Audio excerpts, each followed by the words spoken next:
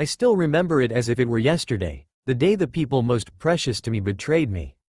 It's funny how fate plays cruel tricks on us. Maybe Neji was right back when we fought, stating our fate is predetermined. I was one to never learn from my mistakes, and that ended up costing me the most, trusting and wanting precious people. What a fool I was back in my younger days. The man who was remembering his past sat on the ground with his back against a tree. He had long blonde hair with red tips, that reached all the way to the middle of his back. He wore white shinobi pants, white shinobi boots, and also wore a long trench coat which was white, which was unbuttoned, revealing his bare chest. But the most distinctive mark of the man was not his wild blonde hair or his clothing. No, it was the whisker marks on his cheeks and a transparent piece of cloth that went around his eyes. Think Tucson from Bleach. The cloth was pearl in color and wrapped around his head and came to a knot on the back of it. I better get back to the academy, my students are most likely causing problems. The man said to himself as he got up and began to walk towards the academy. The man walked for what seemed to be a while, until he reached two very massive gates. The gates were colored light blue and had symbols on them that read, Omegacure. As he passed the gates, one of the chunins stationed as a gate guard got up and waved at the man. Good morning, Ketsuraku-san. The man turned to look at the chunin and waved back and also giving him a smile. As Ketsuraku kept walking towards the academy, the chunin retreated back to his post. There went our future amicage, said the chunin as he sat down next to another chunin. Perhaps you are right, but I think Pain-sama will also be in the running for amicage, said the other chunin. You know, for being a blind man, he sees a lot better than most of do. No one knows how he lost his vision, but most of us assume it was in a battle.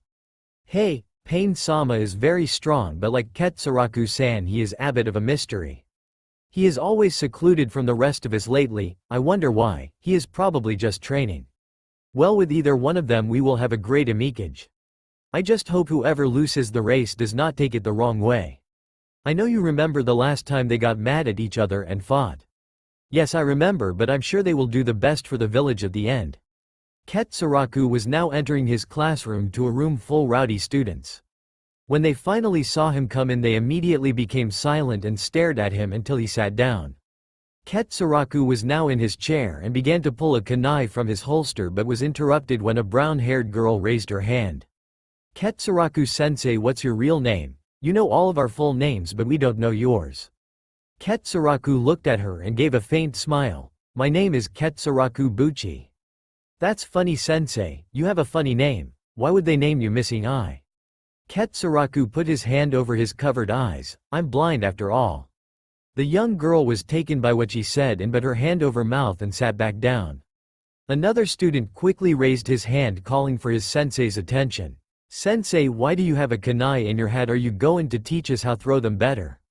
Said the young boy with great enthusiasm.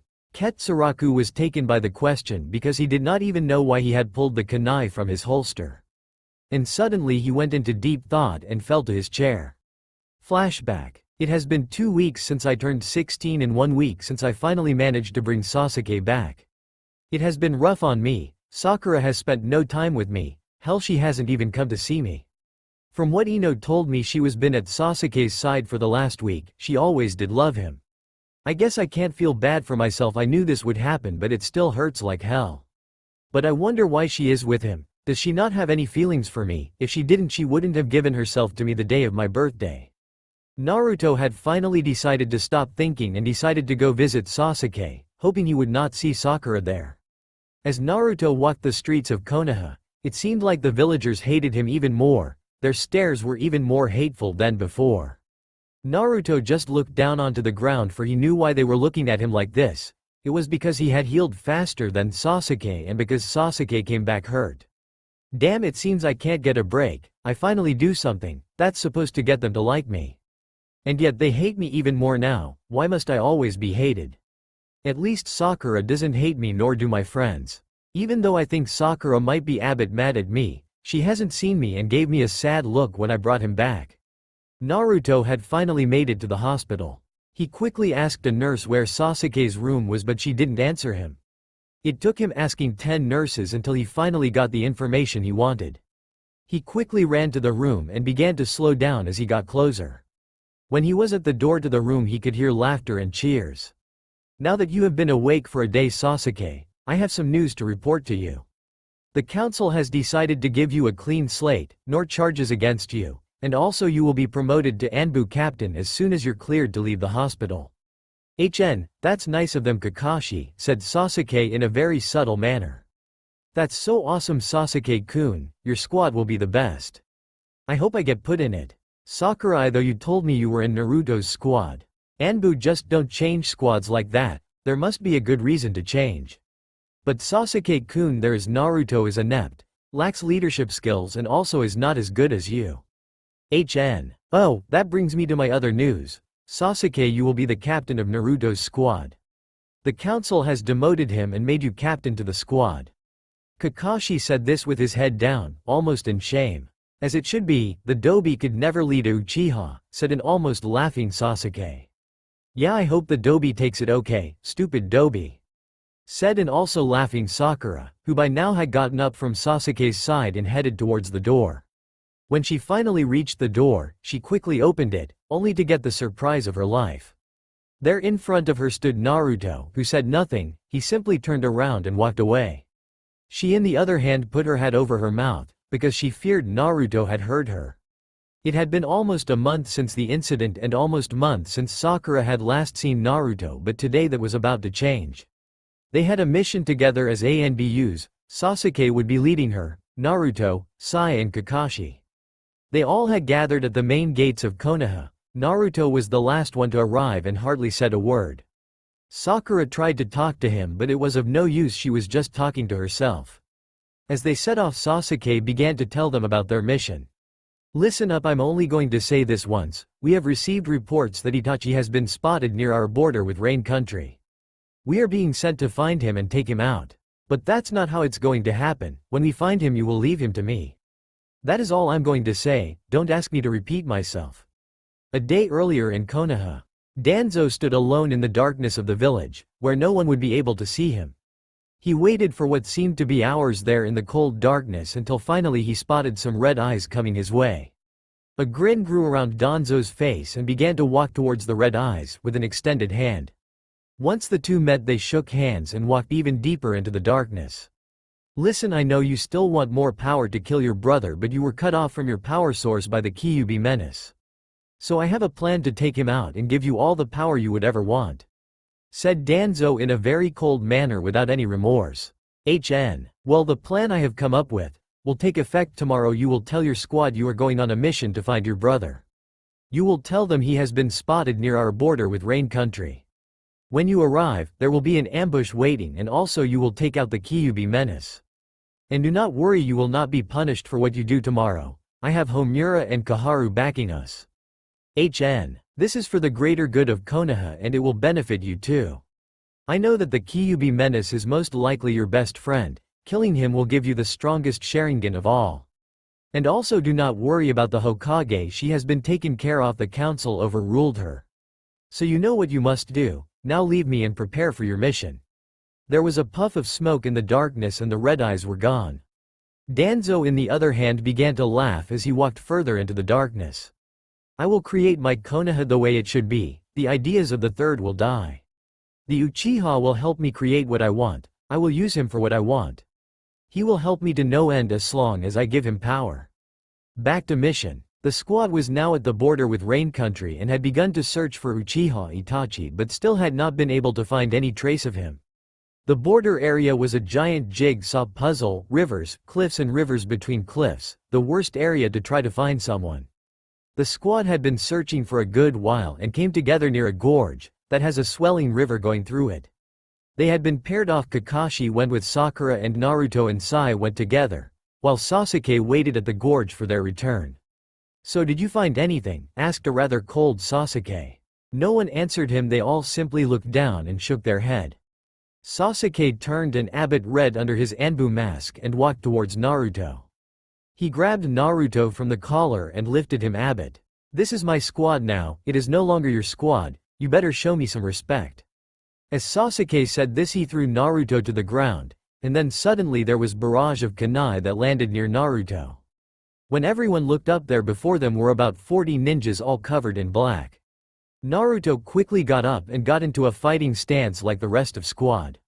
Sasuke too got into a fighting stance but did it casually, for he knew what this was. The ninjas covered in black quickly took out more kunai, and made seals for Kage Bunshin. As they did this, their numbers went from 40 to about 200 and quickly threw their kunai at the Konoha squad. But to the surprise of the squad, none of the kunai were aimed at them, they were all aimed at Naruto. Naruto tried to dodge all of the kunai, but when 200 kunai are coming at you, it's hard to do so. As Naruto jumped around, he was struck by a kunai on the shoulder. Naruto was now on one knee. He quickly reached to his shoulder and pulled the kunai out, and at the same time let out a painful groan. "We must get out of here, they seem to know who we are. And more importantly who Naruto is, if we don't leave they will kill him," said an almost panicked Kakashi. "No, we are Konoha ninjas and we have a mission to accomplish. We will stay here and fight to the end," screamed Sasuke at Kakashi. As the fighting continued, all the ninjas were still concentrating their attacks on Naruto. They were almost oblivious to the other members of the squad. Suddenly, without warning, all the attacking ninjas disappeared, leaving behind a very tired and beaten Naruto. The squad on the other hand was tired too, but not like Naruto. Sasuke was almost fresh. Then the ground began to shake and pieces of earth began to arise and sink at the same time. The squad was startled but held its own as they beamed to jump around the earth. This was a diversion that had caused the squad to separate themselves from one another. Kakashi, Sai and Sakura were all together and Naruto and Sasuke were together in a different area. Naruto was a bit tired, so he was on one knee and Sasuke stood before him. Suddenly before them the 40 ninjas appeared again and charged at them. This time the ninjas took out shurikens and had 5 shurikens in each hand. They quickly launched the shurikens at Naruto, so an already tired Naruto had 400 shurikens coming at him. He tried to dodge as much as he could, but it was of no use. Some of the shurikens hit him. Naruto fell to the ground in pain. He had about 10 shurikens puncturing his body. The ninjas then rushed to him and began to kick over to the edge of a cliff. Naruto by now was close to passing out. He was dead tired and in immense pain from all of his wounds.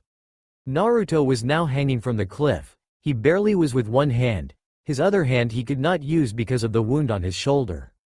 The ninjas were all now crowding around the hanging Naruto when Sasuke began to cut through them, making his way to Naruto. Sasuke was now right in front of Naruto, his feet right next to Naruto's hand that was keeping him from falling down the cliff. "Leave us," said a smirking Sasuke. The ninjas all quickly vanished in puffs of smoke, leaving Sasuke alone with Naruto.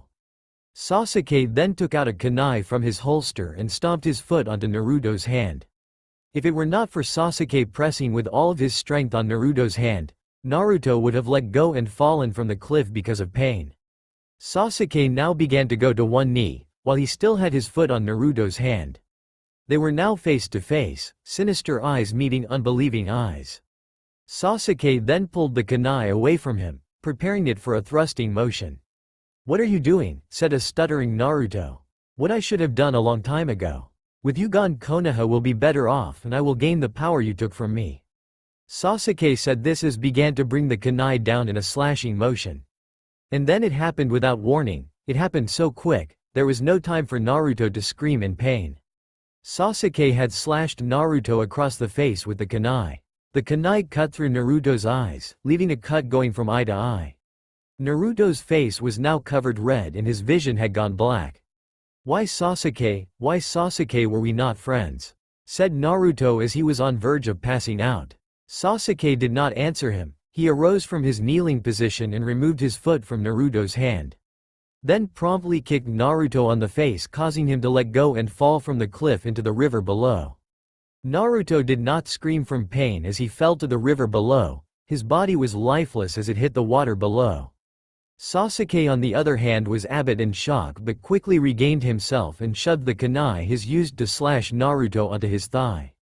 He quickly fell to the ground from the pain and quickly removed the kunai from his thigh and flung it over the cliff. Sasuke now laid on the ground bleeding when finally the rest of the squad got to him. Sakura quickly went to Sasuke and began to heal him, as Kakashi and Sai looked around the battlefield. "Sasuke, where is Naruto?" asked Kakashi of the Anbu captain. When we were separated, the ninjas appeared again and attacked us. They must have been above Junin level because we could not take them. Then Naruto did not follow my orders and charged them, and it cost him his life. I was injured, and after that I did not see Naruto anymore, so I assume he is dead. He was a dobi after all, he never listened to orders. The rest of the squad was taken by what they had just heard. Sakura stopped healing Sasuke and began to hit the ground with her fist. "We must look for him," stated a rather shaken Sai. "No, this mission was failure, we must head back to Konoha for treatment. And check if our sources were right," said Sasuke as he began to get up from the ground. "But Naruto might still be alive," said a now crying Sakura. "Last time I checked, I'm the captain, you do what I tell you to do," screamed Sasuke at Sakura. "Very well to Konoha," said Kakashi, who had a lone tear coming from his non-Sharingan eye. A day later in Konoha. The Godem Hokage was a mess, she was drowning herself in sake. The village was in a festive mood celebrating the death of Naruto. Most of the council was happy with what had happened. Sasuke and his 3 conspirators were in a room talking about what had happened. All of Naruto's friends were gathered at Ichiraku's wondering why Naruto had to die, only one missing was Sasuke. Jiraiya had left the village as soon as he saw how people reacted to Naruto's death. Meanwhile, later that day, a man wearing light blue robes was picking flowers with a woman. And out of nowhere they noticed a body floating down a river that was near them. Present. "Sensei, quit daydreaming, and tell us why you have a kunai." Ketsuraku finally came out of his stupor and looked at his class. Sorry, let's go run laps, I'm sure it will be fun for all of us." "You are never fun, sensei," screamed the entire class in unison. As the class and Ketsuraku were walking at the room, a Junin appeared before them. "Ketsuraku-san, the Amikage has requested you please go now. I will look after your class." Ketsuraku simply nodded and walked in the opposite direction with his head down. He walked for what seemed to be an eternity to him. The Amikage tower was in the opposite side of the village. He finally made it to the tower and proceeded to the Amikage's office. He knocked for a while until the Amikage answered, and told him to come in. "Did you call for me, Amikage-sama?" The old Kage's face lit up as he saw Ketsuraku.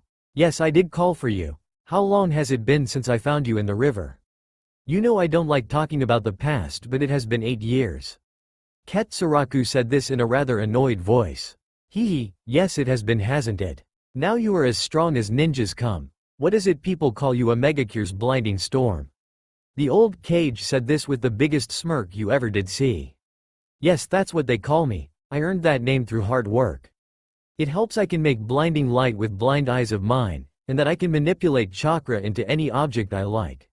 Like a katana per se. Yes, don't flatter yourself too much. I want to discuss you becoming a Mikage. The job is between you and Pain."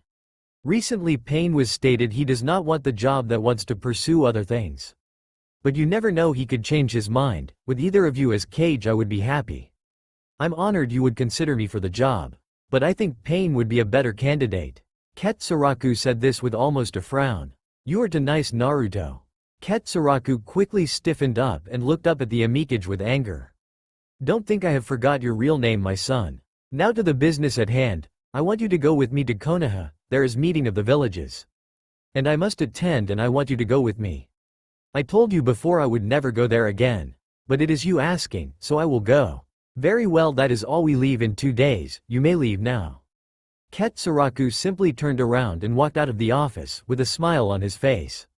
"My revenge is at hand. All those who were once precious to me will pay. I kill you, Sasuke and Sakura, I promise you I will kill you. And for the village, if it tries to stop me I will burn it to the ground. I will show the true power of the Kyuubi." A day later in Konoha. "Come on Nari, it's your first day at the academy, do you want to be late?" said a pink-haired woman to a little boy with fiery blonde hair and green eyes. "Mommy, I may do great, I promise I may be like my daddy." The woman looked at the playful little boy and began to shed tears. Ketsuraku and the Amikage were now a day's travel away from Konoha and decided to rest in a border town along the way. The Amikage was sleeping comfortably on a bed, while Ketsuraku decided he would go to a bar near their hotel. Ketsuraku entered the bar in very casual way. He sat at a table where 2 men were already sitting. The 2 men were intrigued by Ketsuraku's actions. He on the other hand paid no attention to them. Ketsuraku raised his hand calling one of the many waitresses to come get his order. It took a while but finally a waitress got to him and began to take his order. She seemed rather flustered. Though literally blind, Ketsuraku could see a person's emotions and a very slight outline of their body. "Why are you shaking? Why are you sweating? Are you scared of me?" asked a rather annoyed Ketsuraku of the waitress. The waitress, at hearing him talk, dropped her small notepad in which she put her orders down. She quickly bent down to pick up the notepad, but she was shaking so much she stumbled forward and landed face first at Ketsuraku's feet. She quickly pushed herself away from his feet, landing near another table flat on her back. Ketsuraku by now was either confused or very, very annoyed with her. "Okay. What is wrong with you? Am I that horrible looking that you are scared beyond belief?" said Ketsuraku as he began to stand up. She looked up at him and put her hand over her mouth and closed her eyes. "Just because I'm blind does not mean I cannot see what you're doing, woman. Now tell me, what the hell is your problem?" "I'm sorry, sir, it's just that you sat down where the two most powerful men in the town are sitting. We here at the establishment do not want any problems. If you could please sit on another table," said the almost sobbing waitress. Ketsuraku knew exactly what she was talking about. He knew who the two men were. He was now looking down at her and began to give her an almost sinister smile. Then he quickly turned to face the two men sitting next to him and gave them the exact same smile. The two men, seeing this, also smiled and began to get up from their chairs. Ketsuraku took a step back and extended his hands out from his body and began to emit a light blue chakra aura from his hands. The chakra that was forming around Ketsuraku's hands began to extend, forming what appeared to be blades with no handle. The blades were light blue and began to spin violently under his hands. The spinning caused a whistling sound that made everyone in the bar to cover their ears. Ketsuraku was giving of the same sinister smile from before and looked at the waitress. "You woman, if you want to live, get the hell out of here now," said Ketsuraku to the waitress, who was beyond scared now. She looked at him and quickly began to crawl away from him. He, on the other hand, just simply smiled. Ketsuraku's mind, "I feel your anger growing, let it out, let it all out. These are the people who betrayed you 8 years ago, let it out. Kill them, show them the true you, that you are not one to be messed with. Now my son, let it out. Let my power flow through you, let's show them true power. Yes, Father, I will show them our true power, the power of the Kitsune. Those who betrayed me will die, I will kill them, show them no mercy. This anger I feel at this very moment will fuel our revenge. Yes, yes, now strike them down. Let yourself go, let yourself go. I am your vessel, I will do whatever it is you ask of me. Now my son, show them true power, kill them all. Kill them all." Ketsuraku gave a simple nod and the Kyuubi disappeared with a giant sinister smile. Back to the bar. People were running out of the bar and some could not move, they were scared, staring at Ketsuraku in awe. Immense amounts of red demonic chakra began to pour out of Ketsuraku and also his eyes began to glow under the cloth that covered them. The glow coming from his eyes was a very bright red, it was a blinding red. The chakra blades that Ketsuraku had created were still under his hands and his arms were still extended. Ketsuraku began to pull his left hand away from the spinning chakra blade, and to the surprise of everyone in the bar, the blade stood afloat. His hand finally reached the cloth covering his eyes and removed it, revealing to everyone there the blinding red glow. There was no scar going across his eyes anymore thanks to the Kyuubi. He closed his eyes and reopened them, revealing blood-red eyes that had no pupils. Everyone who was still there and that was in awe, now became even more terrified, as if a demon is in front of them. "What is he? It's going to kill us. Have you ever seen something like that? Look at those eyes there, blood red. It's a demon that is going to kill us. He isn't human, no human could be so terrifying." The words the people in the bar were saying seemed to resonate deep within Ketsuraku, causing his chakra to spike even more than before. In a swift motion he closed his eyes again, and almost immediately after closing them, he reopened them. This action gave off an immense flash of bright red light that left everyone frozen and blind. As for the move, think of Tien from DBZ, solar flare. Everyone was grabbing their face and rubbing their eyes trying to come to, but it was to no avail, no one could see. And their eyes began to resonate enormous amounts of pain. Ketsuraku on the other hand was smirking and put his hand over the spinning chakra blade. He then proceeded to launch both of the spinning blades, but they did not hit anyone, they just went past the two men standing in front of him. The two men were the strongest in the town, so it was no surprise they were the first who began to regain their sight. They began to pull out their weapons and looked at Ketsuraku with rage. Ketsuraku just smirked at and then snapped his fingers. They were at odds to why he snapped his fingers. "Where are the things that were spinning around under his hands?" screamed one of the men, which caused everyone who had not regained their sight to begin to panic. And then without warning, the man who had screamed began to bleed from his mouth and started to fall to the ground. When his body hit the ground, it was cut in two, and there, to the surprise of the other man, one of the chakra blades was under one of Ketsuraku's hands. The man was now in a panic. He had never seen such an attack, that had speeds that he had never seen before. Ketsuraku then promptly snapped his fingers again, and when the man saw this, he began to look around. The man had no time to react. Before he could act, the chakra blade cut him across the neck, causing his head to sever from his body. The man's body fell to the ground as it was lifeless, and the head landed beside it. There were large puddles of blood now forming besides the two dead bodies. The other people in the bar were now coming too, and that's when they noticed the dead bodies and Ketsuraku standing before them. The people began to scream and panic even further and began to call him names. This angered Ketsuraku even further, causing him to snap his fingers, and he also began to move his hands in all directions. The people had no time to react. The chakra blades began to cut through them with unmeasurable speeds. This kept going for about a minute until every single last person in the bar was dead. The floor of the bar was blood-soaked, and Ketsuraku was just standing there enjoying his victory. He then began to put his cloth over his eyes again, and then he collapsed to the ground. "Are you happy, Sasuke? I just killed you. Teme. Are you happy, Sakura? I just killed you too. I said, are you happy with me just having killed you? Answer me, are you happy? Damn it, answer me." Ketsuraku was saying this to the two dead bodies before him. He was beside himself. He began to laugh uncontrollably. Flashback 2 years earlier. Ketsuraku had fallen to his knees and was bracing himself to be for the worst. "Pain, why did you have to that? He was part of our squad. The mission was complete. Why did you kill him for just questioning you?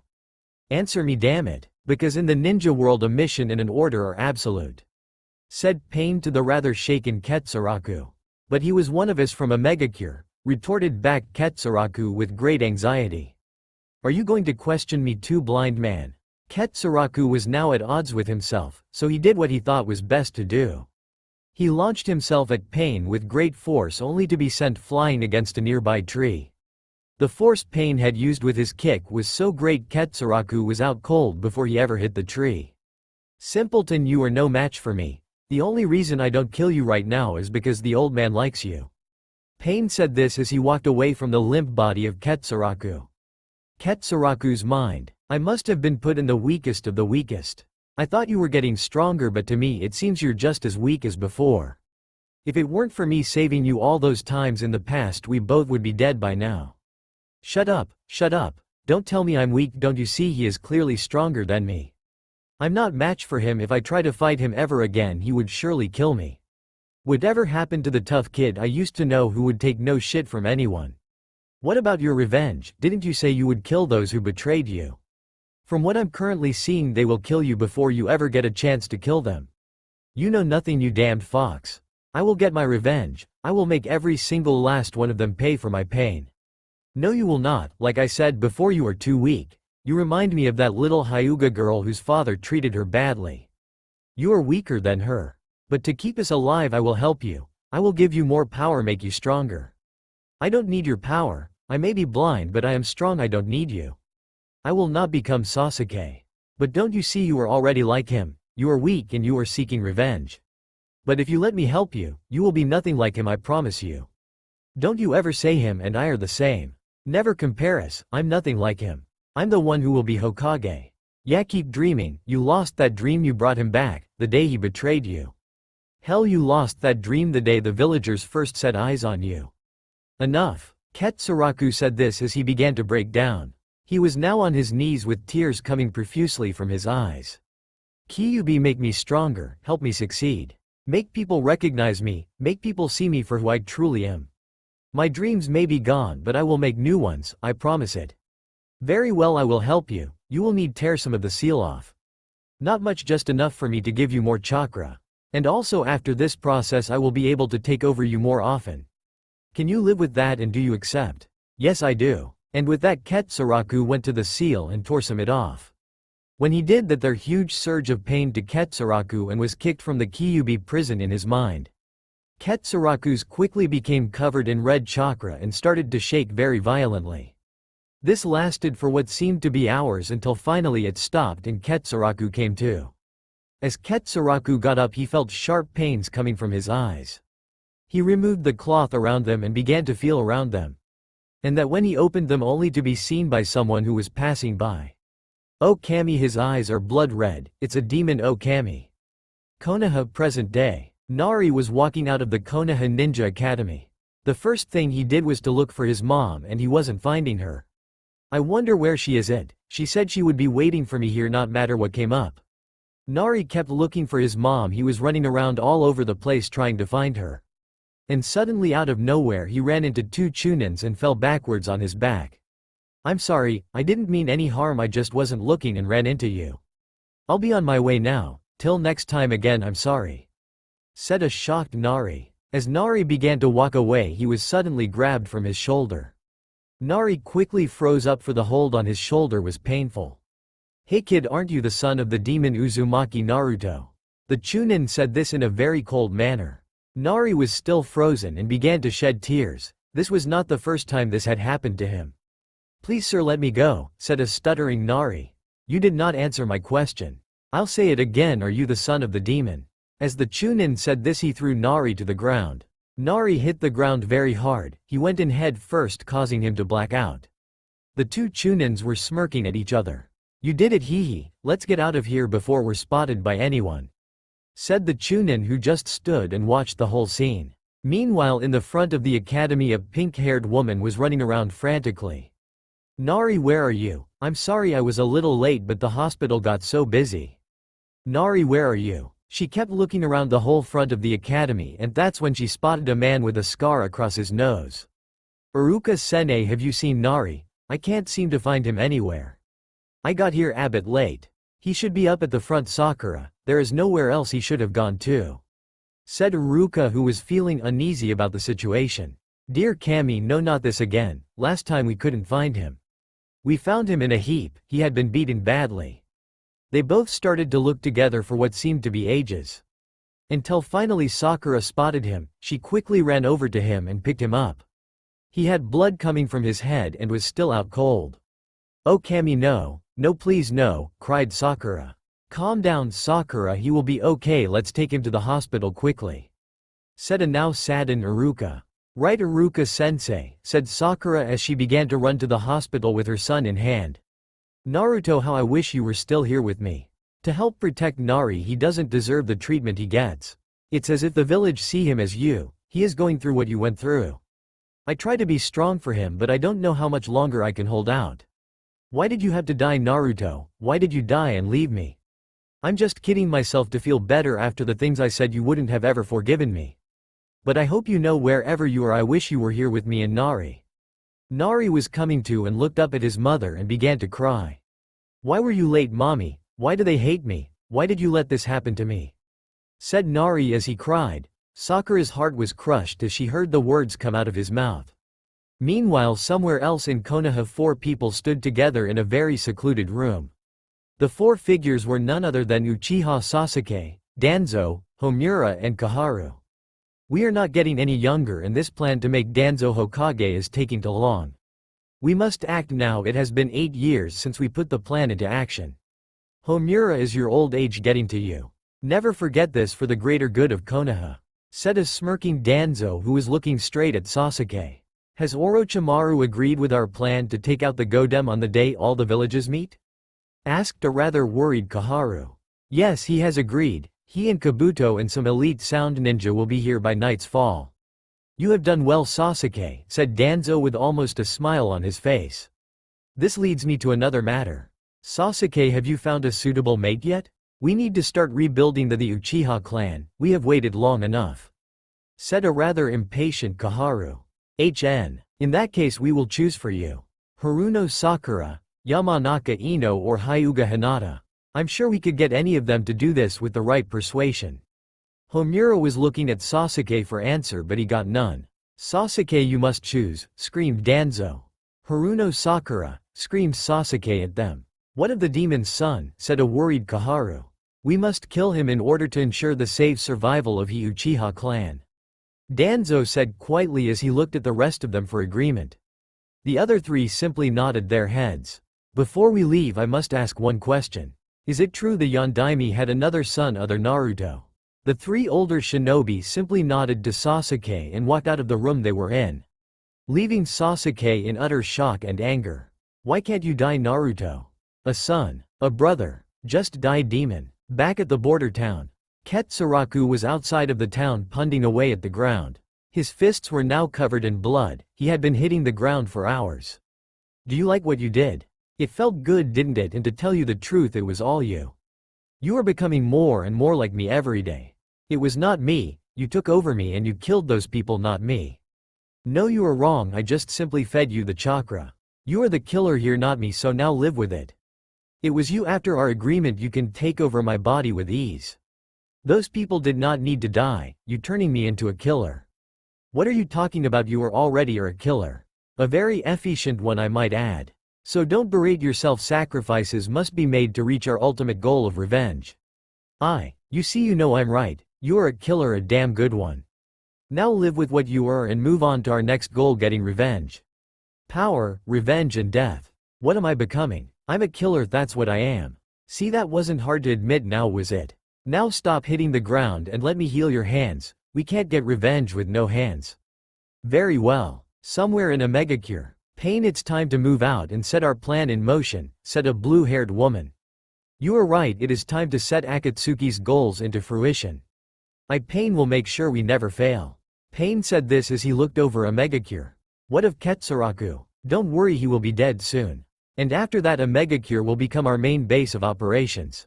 Smirked Pain to the blue-haired woman. Good, I never did like him. And also to report the Sanbi has been captured. You never fail me. She simply nodded to Pain and disappeared in a puff of smoke. Pain then jumped off the ledge where he was sitting and began to walk around a megacure. I will kill you, Ketsuraku, you will not interfere with our grand plans. So don't go weak on me like before, I want a good fight. You will die at my hands. Like man before you who have tried to challenge me all have died. Perhaps if things were different you would be in Akatsuki with me. Somewhere in the forests of Konoha. Tomorrow, Kabuto, we will kill Tsunade Hime-kukuku. The Godem was looking over Nari, who was asleep in his hospital bed. The Godem had been pacing around the hospital bed for what seemed to be days for her. In actuality it had only been 5 hours since Nari was admitted to the hospital. The Godem was the only one in the room with Nari. Sakura had been summoned by the council. Flashback 6 hours earlier. Sakura and Iruka kicked the doors to the Konoha hospital open and rushed in with Nari. When the nurses and doctors saw them come in, the whole bottom floor of the hospital was filled with hateful stares. Sakura and Iruka immediately noticed the stares. Nari, who was very light-headed, also noticed the stares and he began to squeeze onto Sakura in fear. Sakura noticed this and began to feel with anger, an undeniable rage. Can we get some assistance? My child has been hurt. Roared Sakura as the rage inside of her was building. The likes of that thing will not be treated in this hospital. He will contaminate the hospital, and you already know this hospital is a clean building. This came from the man who had been appointed head doctor by the council of Konoha. They felt that the Godem spent too much time in the hospital, which in their eyes was affecting the way she governed as Hokage. The Godem had not wanted to ACC pet this, but the council was all against her, so he had to comply. She tried to get Sakura the job of head doctor, but that was also shut down. Because they felt that her mind was clouded, for the reason she was the mother of a demon child. Sakura was now at her boiling point, tears began to roll down her face. This was not the first time this had happened to her and Nari. The head doctor was now smirking, but his smirk quickly faded when a kunai appeared across his throat. There was a collective gasp when everyone saw who was holding the kunai to the doctor's throat. Damn you, you are not worthy of the name doctor. You tarnish the name, you are trash, the lowest of the lowest. Screamed Iruka as he pressed the kunai harder onto the doctor's throat. Blood began to trickle down the throat of the doctor. Iruka then started to turn the doctor in an opposite direction towards a hallway. Now you will take us to a room where we can help him. If you do not do what I'm asking of you, I will kill you right here right now," said Iruka as he and the doctor began to walk into the hallway. All the nurses and doctors were in utter shock. Sakura was too in shock.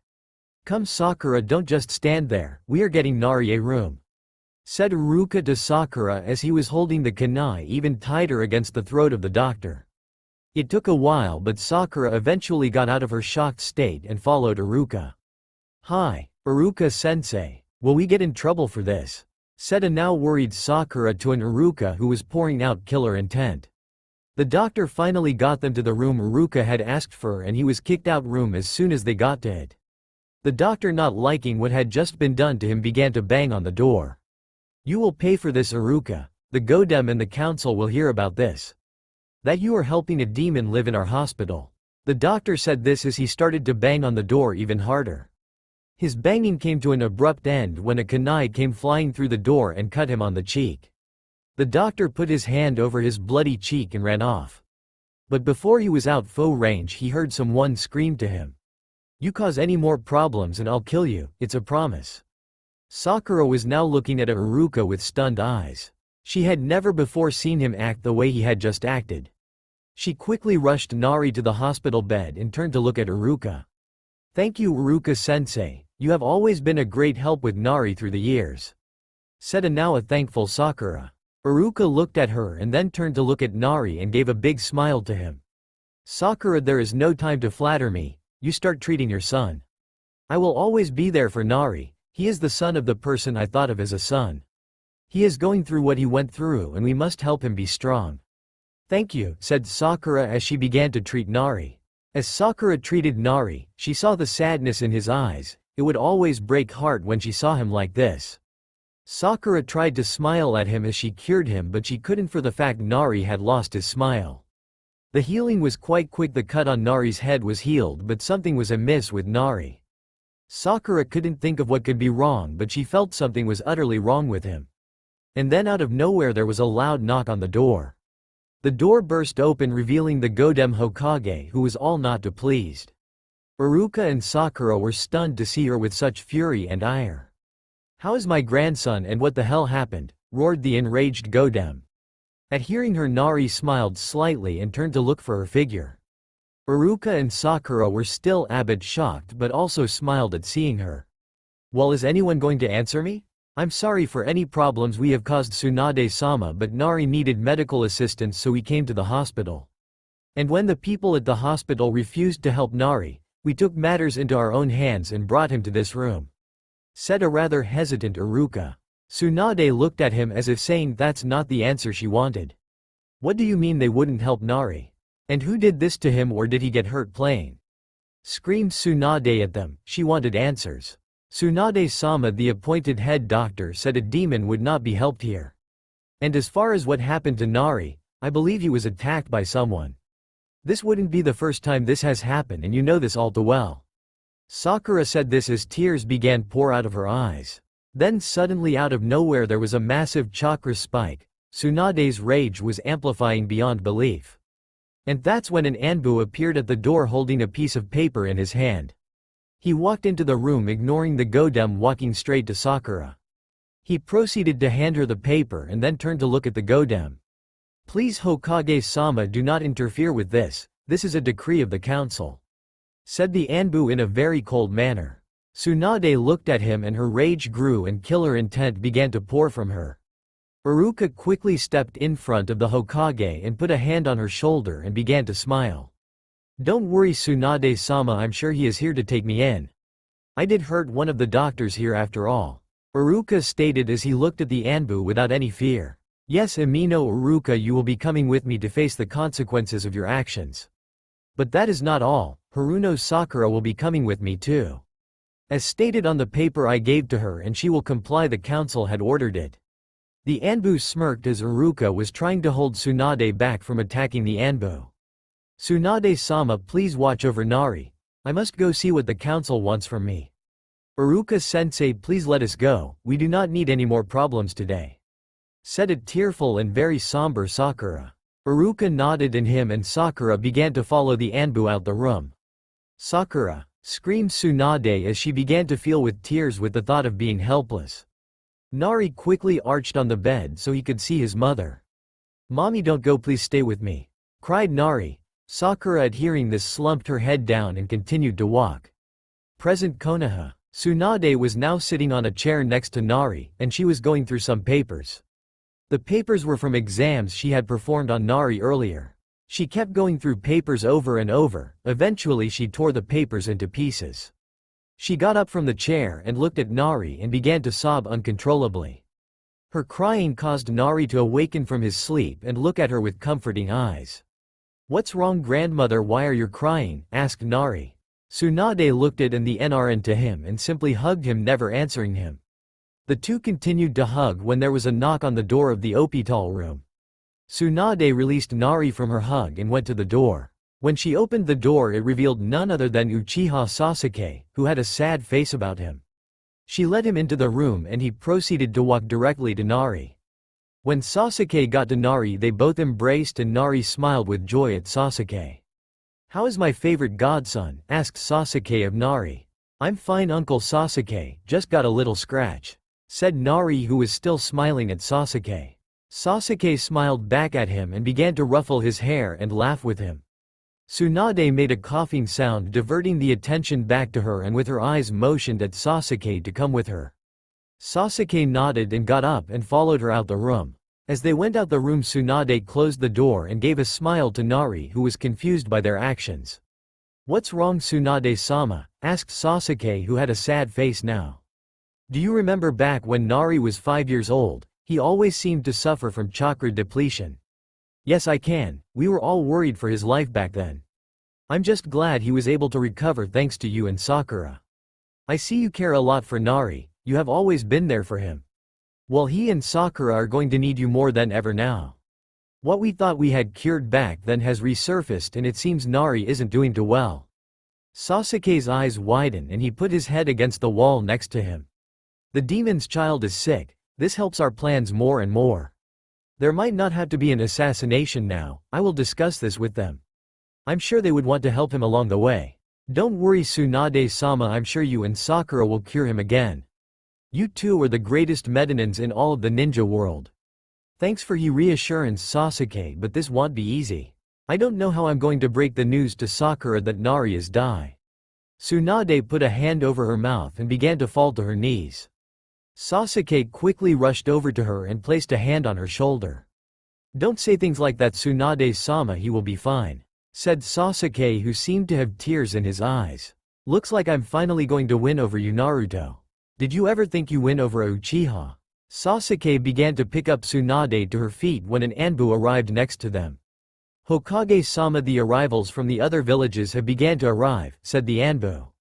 "Very well, thank you for the news, you may go now," screamed Tsunade at the Anbu, who vanished in a puff of smoke. "Sasuke, can you please go see to our guests? I have to stay here with Nari. I will be there to help them as soon as I can." "Of course, Tsunade-sama," and with that said, Sasuke vanished in a puff of smoke. Tsunade quickly opened the door to Nari's room and ran to him, embracing him again. "Naruto, why are you not here with us anymore? Why did you have to die? Kami must hate us to allow all of this to happen to us over and over. Damn the council for doing what they did to you, damn the village for hating you. I wonder sometimes why I'm still the Hokage of this damn village. They don't deserve anything good, all they are is a bunch of ingrates. But I hate the council more than anything, they seem to take my power at all corners. And because of that I can't even check the DNA we keep of all our ninjas. Yes, they had all of your records burned, it's as if you never existed.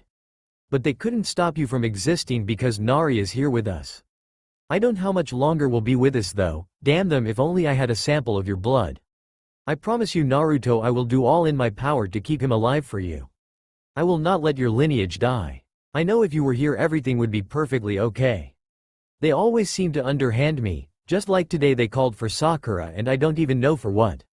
Meanwhile, at the main gates to Konoha, the leaders from all the other shinobi villages were entering. Sasuke arrived at the main gates to oversee the people coming into the village. Sasuke noticed a paled-faced man and a man with grayish hair and quickly went over to them. The two men who were walking stopped when they saw him and smiled at him. "Nice to see you again, Sasuke-kun. No time for flattery, Orochimaru. You know why you are here. It's to do what we asked of you. And why did you have to bring Kabuto? I brought him for protection, and yes, I will take care of our little deal. There is no need for you to worry, Sasuke-kun. Me coming to these village meetings is the perfect front, wouldn't you agree? You and those old insects are the masterminds after all. HN. On the other side of the main gate, three people were making their way through. It was two young men and an older woman. The woman had red hair and wore a blue vest that had a long sleeve on one side and no sleeve on the other. She wore blue shinobi pants, and on her sleeveless arm she had a blue swirl tattoo. The taller of the two men had an exact copy of the vest, the woman also revealing a blue swirl tattoo. He had spiky red hair and his eyes were blue in color. He also had gloves covering both of his hands, and he too had a scar going across his left cheek. The shorter of the two men also had the same vest the other two wore and also had the same tattoo. He had long red hair with white streaks going through it. His eyes were almost gray in color and he had two distinctive red marks on his forehead. On his side he carried two swords that appeared to be made of bone. "Halt there and state your names," screamed a guarding Chunin. The three people in the blue vest turned to the Chunin and began to walk to him. "You Kushina, you Hikaku, Fushidara Ada, why do you not give me your full name?" screamed the Chunin. "Because we're leaders of a village and we don't have to answer to a Chunin," screamed Kushina, who almost seemed to be laughing. I do not believe you. You will have to come with me and be interrogated." Before the Chunin could finish talking, he had a sword to his throat. "Ada, what are you doing? I thought you said you would not cause any problems." "Brother, this man insulted my mother and I think I will kill him." As Ada said this, a bone began to come out of his finger. And that was when Sasuke got to them and pushed Ada away from the Chunin. Ada went flying into Hikaku, who was only shaking his head. "Damn, little brother, don't tell me you are weak," said a laughing Hikaku. Ada, who was on the ground, quickly fired the piece of bone from his finger at Sasuke. Sasuke's eyes widened at the incoming bone bullet, but he quickly dodged it. "What the hell are you doing? How dare you attack a Konoha shinobi?" roared Sasuke as his Sharingan activated. Sasuke with his Sharingan active with smirking ad if her trying to intimidate them.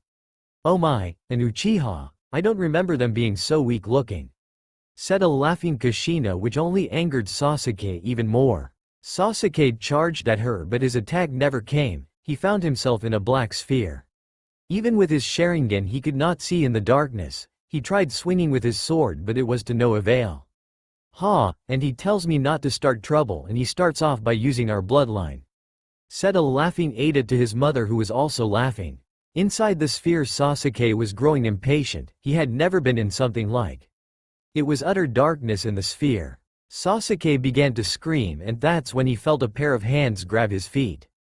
Sasuke kicked up and down so the hands would let go of him. It was of no use. Suddenly, out of nowhere, Sasuke felt another pair of hands grab him at the waist. Sasuke again tried to struggle free, but it was of no use. The hands were locked onto him. Sasuke then saw light coming from the top of the sphere as it began to come down. As the sphere began to disappear, Sasuke felt a sharp object on his back. The sphere was now completely gone and Sasuke was frozen, feeling the sharp object on his back. Behind Sasuke was Hikaku, who was smiling to no end. "You do not insult anyone from my village. I hope you take that to heart, ninja from Konoha." As Hikaku said this, he jumped back towards Ada and Kushina. Sasuke was furious and was about to charge them, but that's when Tsunade arrived. Sasuke stepped down. "They are our visitors," screamed Tsunade. Sasuke turned to face her and deactivated his Sharingan.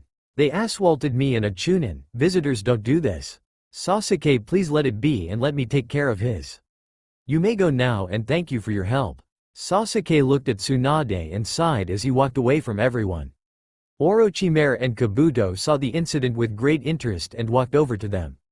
Orochimaru, now next to Tsunade, smiled and began to look at the three in the blue vests. "Tsunade, I'm nice to see you again," said a smirking Orochimaru. Tsunade gave him a look full of hate and walked away from him.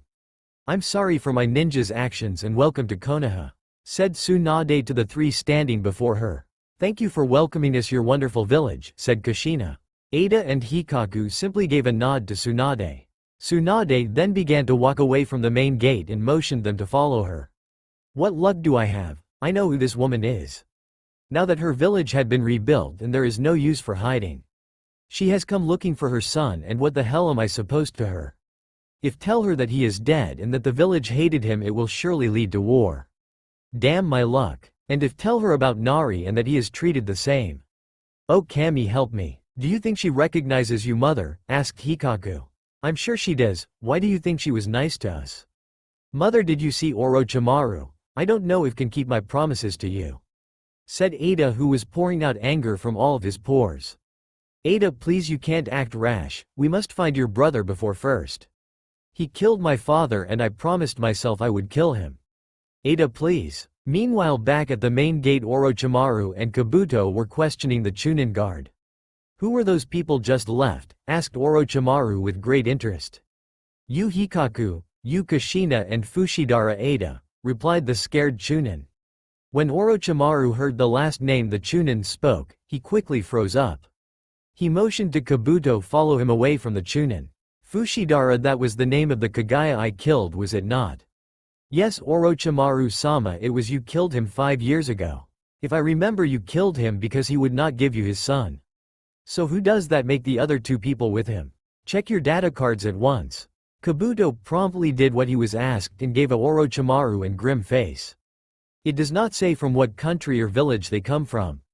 But it say they are all related, she the mother to both of them, and they are half-brothers. The younger one is only half Kagaya and they all have the bloodline darkness sphere.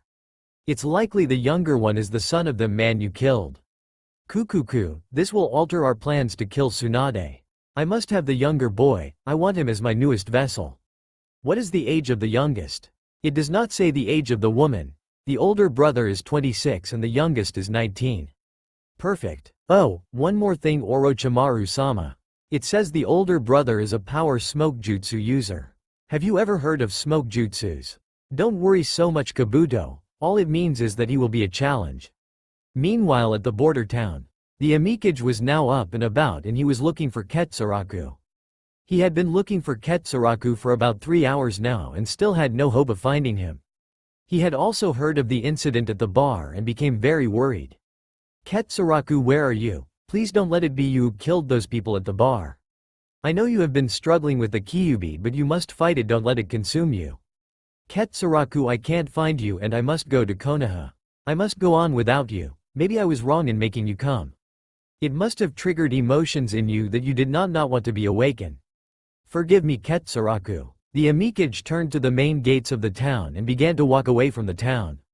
Somewhere in the opposite direction from Konoha, Ketsuraku was on the ground face first and he was covered in red demonic chakra. It was almost as if his body was in flames. Yes, now do this last thing and all your enemies will be killed. You will gain all the power you will have ever wanted. Ketsuraku began to pull on the seal that prevented the Kyuubi from escaping or fully taking over him. And with a swift motion, Ketsuraku tore more than half of the seal. All that remained of the seal was about 1/4 of its original size. Ketsuraku's body was now shaking violently and he was letting out horrible screams. You will now be the ultimate killing machine. You will not let anyone stop us. Your revenge is at hand. Yes, I will kill all who oppose me. Everyone will die, everyone will die. Great, now proceed back the town where we were at before and show me your newfound power. I will not fail you, master. Thank you for the power. Ketsuraku was now at the main gates to the border town. He was emitting massive amounts of demonic chakra. His body was covered in his own blood from the result of having demonic chakra all over his body. Ketsuraku began to pull the cloth from his eyes, revealing blood coming out from them. Ketsuraku then quickly turned backwards. As he did this, his blood-red eyes left a trail of chakra. Ketsuraku extended his hands out and red chakra spheres began to rotate around them. The chakra spheres began to pull from his hands, forming perfect chakra swords.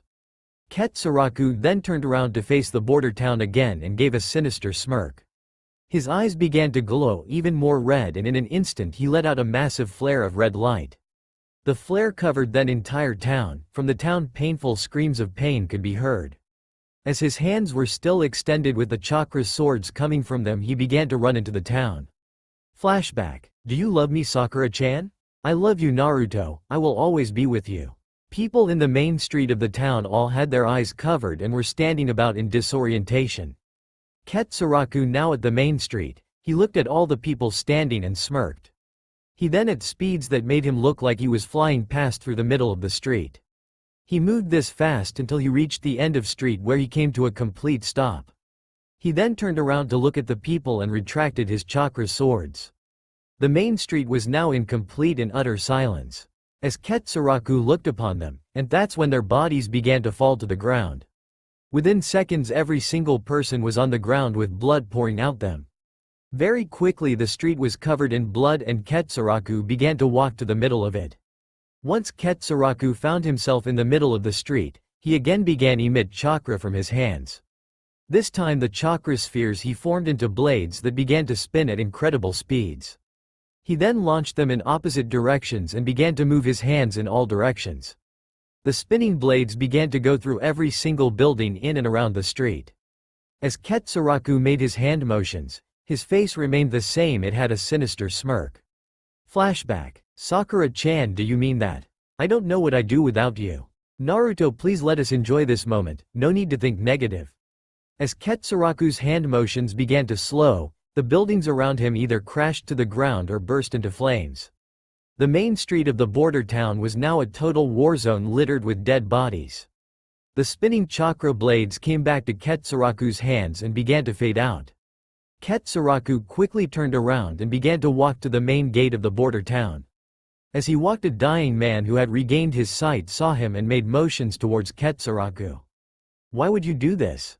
What did we ever do to you? Let the man out with his dying breaths. Ketsuraku at hearing the man stopped and turned to face the dying man. Ketsuraku then put his hand into his kunai holster and pulled out a kunai.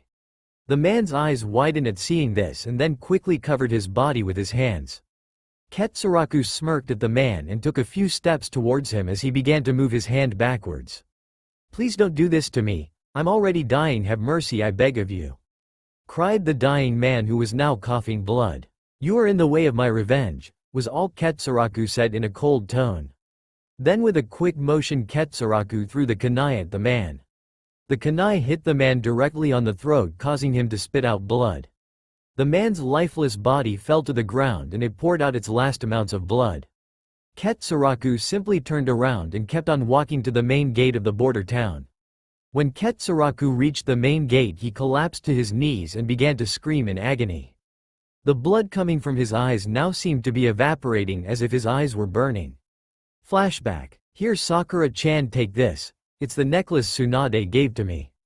I want you to have it, it's to show you how much I love you. It's my most precious possession. Naruto, you are always nice to me, and that's why I love you. I don't know what you say other than thank you and that it will now be our most precious possession. Your body will eventually get used to the power you have now. Does it feel good what you did, the killing of innocent life? I could never kill with efficiency, you are truly a murderer. But I never wanted to be a killer. Then why do you always ask me for more power? And don't for a second think it's me killing these people, it's all you. You have always wanted this, so now just enjoy what you are. You have corrupted me to no end, I'm no longer human. All I'm now is an animalistic murderer who wishes to die. But you won't die because there is still something for you to do. You still have to take your revenge on those who betrayed you. Plus you think I would let you die now, your body is more mine than yours. See, you are the killer, quit with your damn lies. No, I just give you power, but you are the one who performs the actions, murderer. Now quit crying and finish the job you are here to do.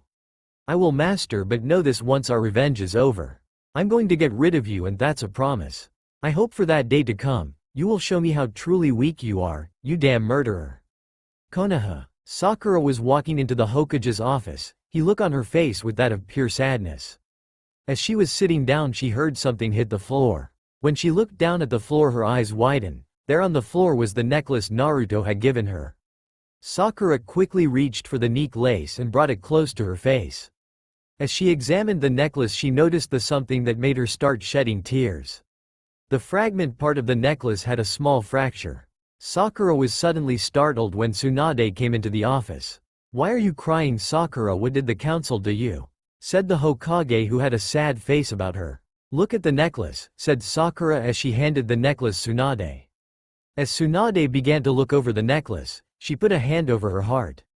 Tsunade now too was shedding tears as she saw the fracture the fragment now carried. As she sat down, she clutched her hand around the necklace and looked at Sakura with sadness. "I'm sorry this has happened to the necklace, but when I got here it fell off for no apparent reason," said Sakura as she wiped tears from her eyes. "Don't worry, Sakura, I think it was just a bad omen.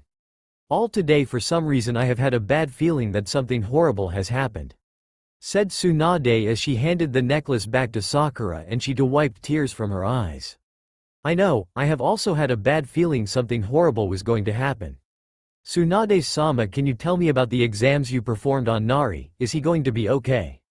said Sakura with great interest in her eyes.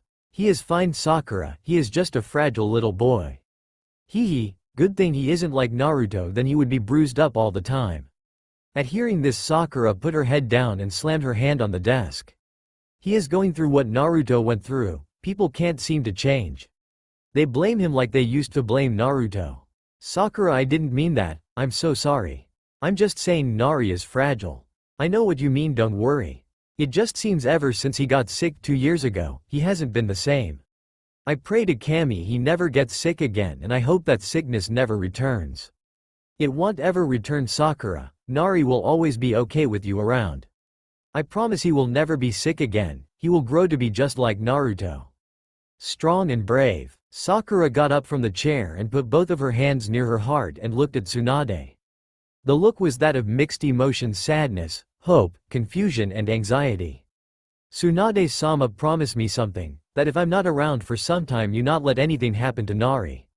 I already lost Naruto, I cannot afford to lose Nari, I would die if that happened."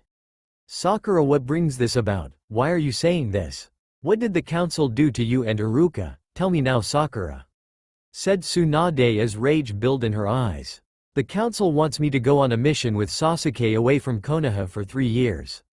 We are to go to Snow Country to check up on something they said that is very disturbing. And that is all I was told about the mission," said Sakura with great anxiety. Tsunade slammed her hand on the desk so hard it shattered the desk into thousands of little pieces. "What is wrong with them? Do they not see that you are a mother and cannot leave your son? I bet the reason they are doing this is because they want you away from Nari. I will put a stop to his, I will not allow it. You can't, Tsunade-sama, it has been made a decree, there is no way you can stop them. I can kill the bastards. And tell me, Sakura, what happened to Iruka? With all the leaders arriving I haven't had the time to check up on him. They sentenced him to 5 years in prison for the attempted murder of a fellow Konoha shinobi." Tsunade was engulfed in rage and began to pace around the office like a woman possessed. "Sakura, please leave me alone, I need to be alone for a while. I need to think over many things right now." "Okay, Tsunade-sama, but please I beg you don't cause problems. Be careful." As Sakura walked out the room, Tsunade placed her head on the wall. Tears were flowing from eyes as if there was no end in sight. She vehemently began to hit her head against the wall to the point where she drew blood from it. "Jiraiya, why did you leave me? I don't know why I never noticed you. Jiraiya, I miss you so much, if I could change things I would. I know with you here I could be strong enough to handle anything. Where are you, Jiraiya? Please forgive me for all the wrongs I have done to you."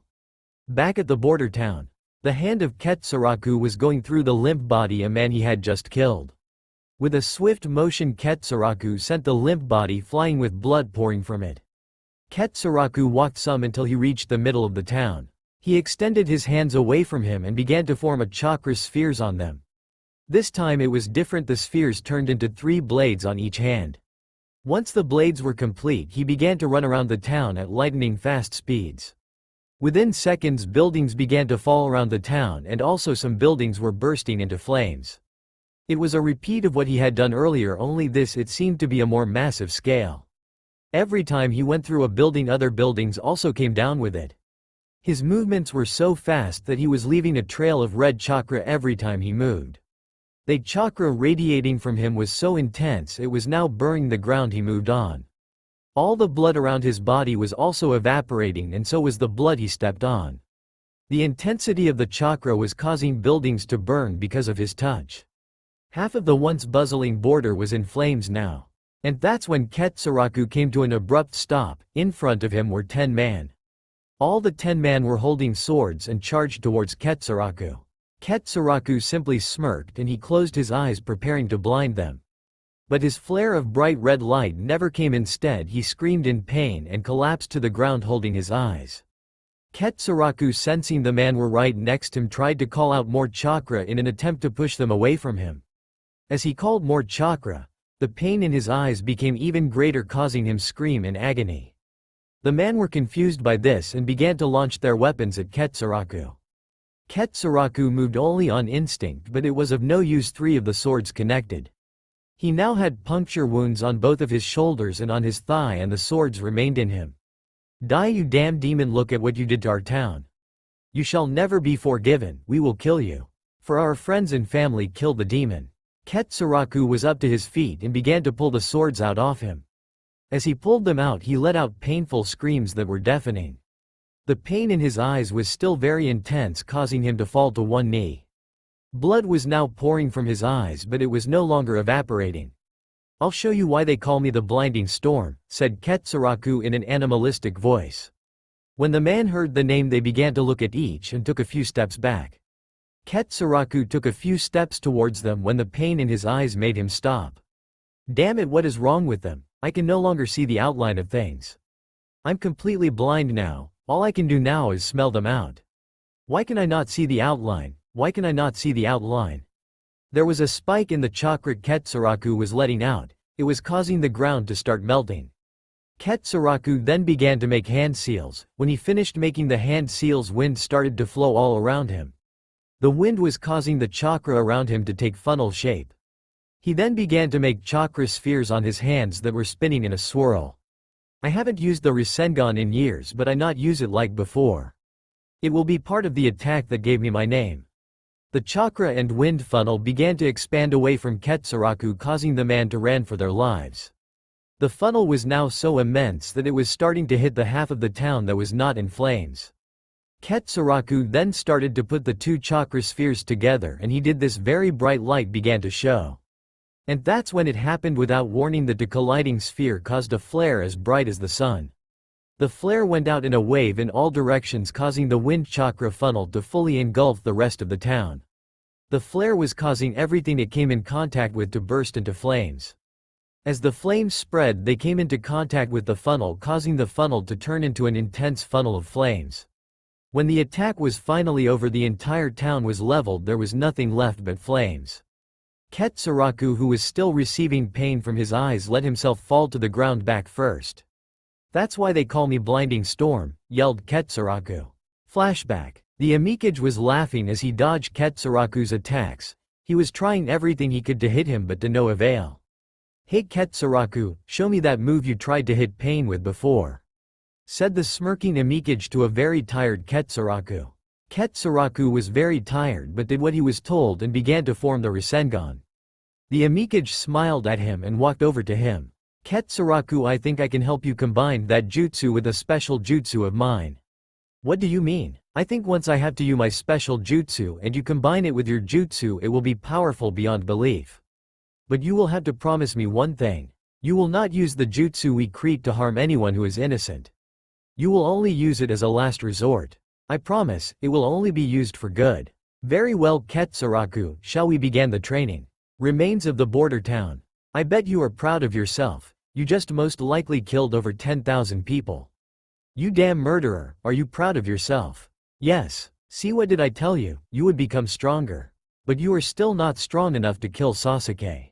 You never will be. I just proved that with what happened to this town. I'm glad you admit the liking of killing people. So what are you going to do to show me you are stronger than Sasuke? I'm going to Konoha and burn it to the ground, and also I'm going to kill Sasuke. Ketsuraku got up and with his sense of smell he figured out which way it was to Konoha. He set off towards Konoha and blinding speeds. I'll be in Konoha within 3 hours at the rate I'm going to be traveling. Fox, why can't I see the outline of things anymore? You damn weakling, it's because you used too much of my chakra. Because you are weak, I don't know if you will ever get that back. Well, it won't matter, I'm strong enough without it. No, Sasuke is going to kill you without it. Now you are even weaker, you are crippled. The smirking Kyuubi laughed hysterically as he went further back into his cage. I hope he never realizes I'm causing these problems with his eyes. This is to make him a more efficient killing machine. Back in Konoha, Kabuto, we are breaking of our deal with Sasuke, said Orochimaru as he walked around a table that had all kids off medicine and poison bottles. Why is that, Orochimaru-sama? Do we really want them as our enemies? It does not matter if we get them as enemies, as long as I get that half Kagaya boy. With powers of the darkness sphere bloodline, the Sharingan would not be able to harm me. And we also have our ninjas waiting in hiding for my signal. I see, then we must prepare to be able to take out tomorrow, when the first meeting takes place. Yes, Kabuto, we will make sure of that at all costs. That boy must be mine. Meanwhile, in a hotel room on the other side of Konoha, Kushina and Hikaku were waiting for Ada to arrive with their ramen. He had gone out earlier, taught he local ramen shop to get them their favorite food. I wonder what's taking him so long, said a very worried Kushina. He probably decided to eat there and then bring us our food, said Hikaku as he noticed his mom's anxiety. I'm sure you are right, answered Kushina with a slight smile. So when are we going to confront the Hokage about my brother? Said Hikaku in a very stern voice. Tomorrow at the meeting, said Kushina with an enormous smile. I wonder if she will find it fun, 'cause I know we will. I bet she will be all scared. Hikaku, you truly are an Uzumaki, you find fun in anything, said a now laughing Kushina. Meanwhile, at the ramen shop, Ada was eating away at his ramen, when he noticed two people enter the shop, one with gray hair and one was paled face. His chakra spiked and he grabbed both of his swords. Orochimaru. Back at He Hotel, Kushina and Hikaku felt the spike of chakra. Ada, my son, what are you doing? Said Kushina as she put her hand over her mouth. Orochimaru, I assume we must go find Ada, said Hikaku as he reached for the window. Back at the ramen shop, Ada was now face to face with Orochimaru and Kabuto. He had a bone sword in each hand and was smirking at them. I'm going to kill you right here for what you did to my father, screamed Ada. Oh my, please don't hurt us, said a laughing Orochimaru. Ada launched himself at Orochimaru only to be stopped in his tracks. Ada turned to look at the man who had placed him in a jutsu. The man was tall and had black hair, had a Junin vest and was smoking a cigarette. Ada pointed his hand towards the man and bones began to come out of the tips. Orochimaru and Kabuto were just staring with a smirk on their faces, but Orochimaru did have his kusunagi protruding from his mouth. Ada was shocked that all of the sudden he could not control his hand as it began to retract to his side. Orochimaru began to walk closer to Ada, and that's when a large man in a semi-samurai outfit got in between them. Kabuto quickly pulled a kunai from his kunai holster and got into a throwing position. Orochimaru launched himself at the large man and Kabuto quickly fired his kunai at the man holding Ada. The man, seeing the kunai coming at him, had to release Ada from his jutsu so he could dodge the incoming kunai. The large man did not move from Orochimaru's way and barely managed to block the kusunagi with a kunai. Ada felt that he was now free and quickly jumped on a railing which was on the ceiling. Ada extended both of his hands towards the four shinobi and began to fire bone bullets from them. Shikamaru, get out of the way, screamed the large man. Choji, quickly go and get back up. We can't handle this, stated Shikamaru, who by now had lost his cigarette. Choji hesitantly looked at Shikamaru, but with a rather sad face turned around and did what he was told. The rain of bone bullets was still coming from Ada, when he noticed Orochimaru had retracted his kusunagi. Orochimaru now had his large tongue sticking out and was now looking straight at Ada. Kabuto, go after the Konoha ninja, leave the half Kagaya boy to me, said Orochimaru as saliva ran down from tongue. Of course, Orochimaru-sama, said Kabuto as he launched himself at Shikamaru. Ada was now beyond frustrated and quickly stopped his bone bullet barrage. He quickly reached for both of his bone swords and prepared to launch himself at Orochimaru. Damn, these guys are stronger than I thought. I have to keep an eye on the Konoha ninja, he can be killed by this man. I will not let him kill anyone else. Without warning, Ada launched himself at Orochimaru with both of his bone swords pointing forward. Orochimaru smirked when he saw this and quickly jumped in the air, causing Ada to completely miss him. As Ada landed, he stumbled with the force of his landing. This was the opening Orochimaru needed. Orochimaru quickly fired his tongue at Ada. The tongue wrapped around Ada's right leg. With a massive thrust backwards, Orochimaru sent Ada flying against a wall, causing him to lose both of his swords in the process. Ada was now the ground and was not moving. On the other side of the building, Kabuto now had Shikamaru pinned down. "Kabuto, quickly kill him, so we can get the boy and leave," said a rather calm Orochimaru. "Hi, Orochimaru-sama," was all Kabuto was able to say when he noticed the entire building was engulfed in darkness. "Quickly, Kabuto, kill him, don't worry about the darkness sphere," screamed Orochimaru. Kabuto, who could only hear his master, did as he was told and began to thrust down on Shikamaru. But the strike never came. Kabuto's hand was stopped halfway and was being crushed by another hand. Kabuto was quickly flung away from Shikamaru and Shikamaru was picked up by the same hand. The darkness sphere now began to recede, revealing Kabuto halfway through a wall and Ada holding up Shikamaru. Orochimaru, not liking what was going, so began to make hand seals, and when he was finished he smirked at Ada. Ada quickly recognized the hand seals and threw Shikamaru out of the way as he jumped into the air. Kaden. Hosenka no Jutsu. With a quick motion, Orochimaru released many fireballs aimed directly at Ada. As the fireballs were coming at Ada, he failed to notice that Orochimaru had thrown a kunai in between the fireballs. Ada quickly began to dodge the fireballs and also made a bone spear from his arm and aimed it at Orochimaru. As Ada was now dodging the last of the fireballs, he felt a sharp pain on his right shoulder. The kunai had struck Ada on the shoulder, causing him to drop the bone spear because of the pain. Ada quickly reached for the kunai and began to pull it out. This gave Orochimaru the opening he needed. "Silly boy, you were never a match for me. Now you will be lucky I don't kill you like I did your father, you will be my next vessel," said Orochimaru as he continued to salivate towards the hurting Ada. Ada by now had pulled the kunai from his shoulder, but something was wrong. He quickly fell to his knees and was beginning to pass out. Orochimaru was now walking directly towards Ada, and that's when Shikamaru got in front of Ada. He had a kunai out and ready to attack Orochimaru. On the other side, Kabuto was now out of the wall. Orochimaru saw this and motioned at Kabuto, and they both launched both of themselves at Shikamaru. Kabuto threw kunai at Shikamaru and Orochimaru launched his tongue at Shikamaru. Shikamaru threw his kunai towards Orochimaru, but the snake quickly dodged it. Shikamaru then began to flip backwards away from the kunai Kabuto had thrown.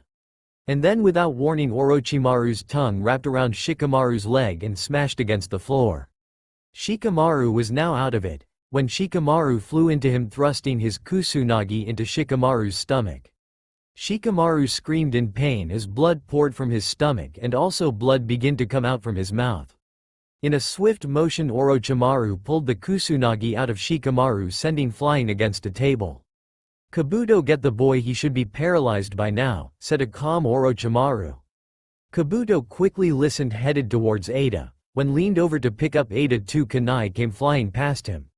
Orochimaru and Kabuto were startled to see who had thrown the kunai. There in front of them was the Amikage. The old cage was in a fighting pose and had a kunai in each hand. Orochimaru motioned Kabuto to come to him, and they both got into fighting poses and faced the Amikage. "Long time no see, Ranpu-sama," said a smirking Orochimaru. "It's never good to see you, Orochimaru, you are a scar on the face of the land," said the Amikage as he launched himself towards Orochimaru. Orochimaru never moved away from the incoming Amikage. Orochimaru took the full force of the blow the Amikage gave him. The Amikage drove both kunai into Orochimaru, but blood or screams of pain never came. The snake simply began to melt away. Kabuto rushed at the Amikage, swinging his kunai at him. Kabuto now had the Amikage cornered when Kabuto began to make hand seals. Suddenly, out nowhere, hands sprung from the ground and grabbed the Amikage. The Amikage was now stuck to the ground. He tried to break free, but he could not budge from the hold. "Now you die," said the smirking Kabuto. Futon. Daitapa. A great explosion of wind came crashing against the old cage, causing everything behind him to be leveled. The Amikage's skin also began to bleed because of the speed of the wind. It ripped his clothing and skin. The hands now holding the old cage began to lift him up and threw him at Kabuto. As the body of the Amikage was in the air, Kabuto appeared above him and kicked him to the ground head first. Orochimaru was out of the ground and had his kusunagi coming out of his mouth and turned to face Ada. "Ranpu-sama, you seem weaker in your old age, you disappoint me," said Orochimaru as he began to take steps towards Ada. The Amikage, who was still on the ground, began to lift himself up, revealing a bleeding and bruised face. Kabuto drew chakra to his hands and charged towards Ada with reckless intent. The Amikage saw this and also charged towards Ada, in order to protect him. "Orochimaru, you and your underling are pure cowards," screamed the Amikage. "Are you going to protect this boy Ranpu-sama? If you don't, he is going to die." Orochimaru said this as he was now in utter flight towards Ada, who was now collapsed on the ground. Ada's eyes widened when he saw Orochimaru coming at him, but as much as he tried to move he couldn't, he was paralyzed. Then there was complete silence. The only thing that could have been making was noise was the blood dripping from the stomach of the Amikage. The Amikage had sacrificed himself in order to protect Ada, and in the process Orochimaru had burrowed the kusunagi into him. The Amikage was now in utter pain and also began to feel the effects of blood loss. "Why did you save me, old man?" said a rather shocked Ada. The Amikage turned to look at him and gave him a small smile. "The defenseless should never be killed, plus I see promise in you, boy." "Kukuku, how touching, Ranpu. Too bad I never intended to kill the boy. It was all a ploy to get you to sacrifice yourself. There was no need to fight you. That is the weakness of the kind-hearted, you value life," said Orochimaru as he swiftly thrusted his kusunagi to the left, completely cutting through the Amikage. The Amikage was now bleeding profusely and was on the ground with a cut going from his mid-stomach all the way to his left side.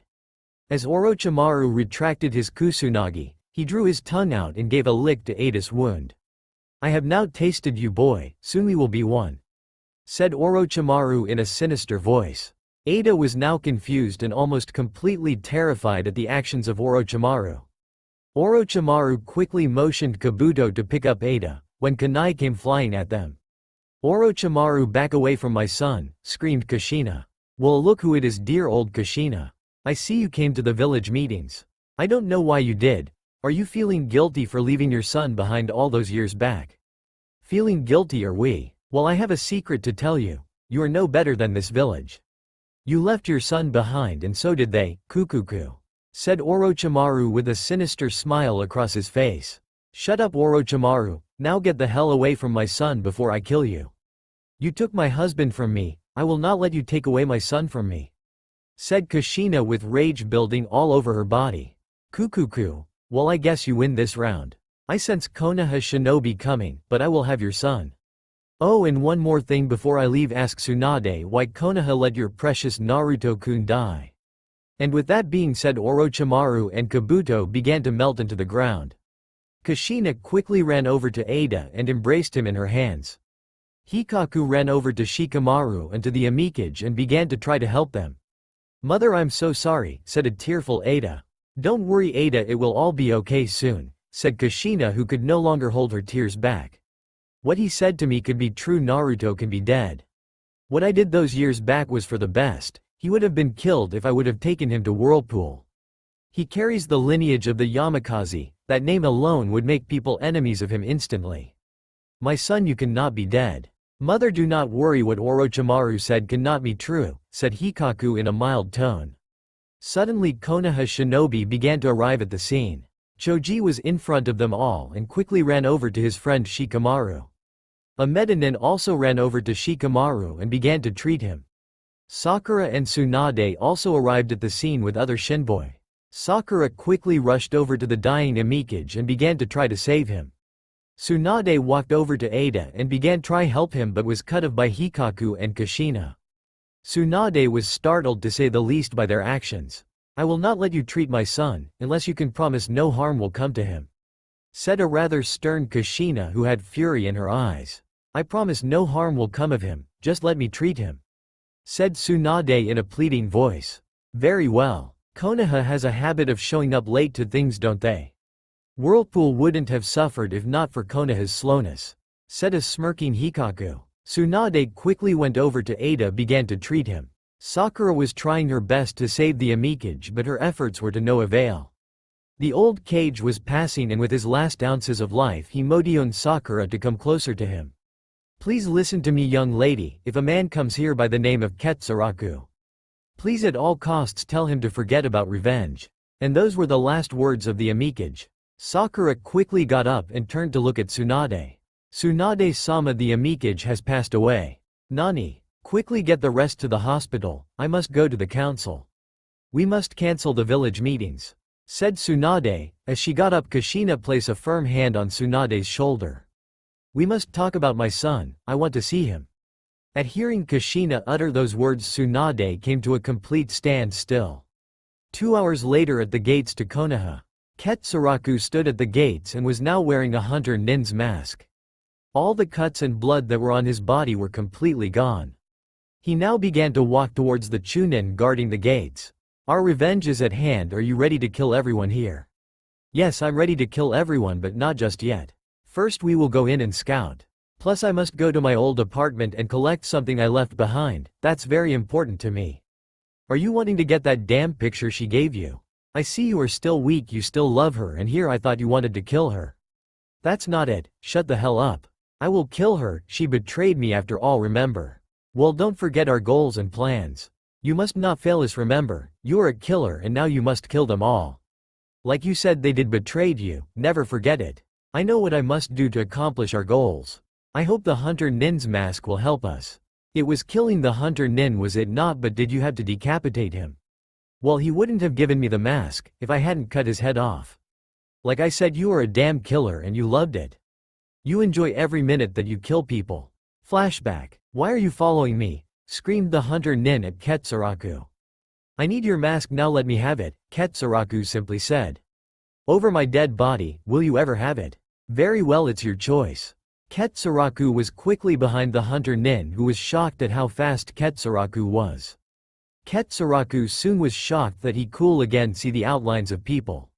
And the sudden lapse of concentration from Ketsuraku gave the hunter nin the opening he needed. The hunter nin jumped into the air and quickly threw kunai at Ketsuraku, only to have the kunai completely miss. Ketsuraku's movement was too fast for the kunai, and by now had a chakra sword formed on his hand. I'll ask you one more time, hunter nin, give me your mask. Like I said before, over my dead body. Then you choose to die, screamed as he charged the hunter nin.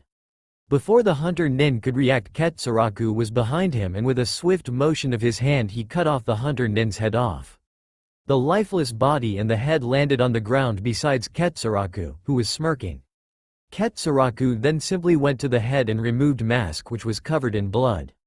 The body was also pouring out blood, which Ketsuraku was stepping on. Ketsuraku then simply put the blood-soaked mask over his face and continued to walk towards Konoha. The Hokage Tower. Kushina, could you please sit down, said a rather nervous Tsunade. No, I will not sit down. All I have asked you is to tell me where my son is or what has happened to him. You see, this very difficult for me to say. Tsunade was now crying. So are you not going to tell me? And don't cry, I never liked crying. I'm sorry to have to tell you this, but your son Naruto fell in battle. Tsunade could now barely control her emotions, she was almost to her knees. Kushina did not respond to Tsunade, she simply kept looking at the ground for what seemed to be hours. I'm so sorry, my son, what I did to try to protect ended up costing you your life. I know now that I will never be able to ask you person for your forgiveness. And for that I'm truly sorry, my dear son. Tsunade, my other sons and I will want to go to his grave. Or to your monument where you honor the names of those fallen in combat. Tsunade was frozen by the question Kushina asked and simply looked down. Well, can you tell me where they are located in your village? I'm sorry, Kushina, but he does not have a grave and his name was not put on the monument. I see, you dishonor his father and him to no ends.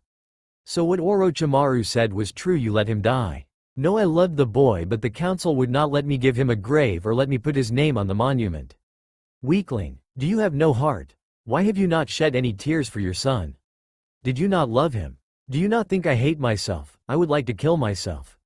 I was the reason my son died, I left him here. But I will not cry yet, I will do that once I find out who killed him. And before I leave, know this, Tsunade, if I find out Konoha had to do anything with his death, it will lead to war. Tsunade's eyes widened when she heard the words Kushina spoke. Konoha main gate. Sakura and Nari were walking towards the main gate.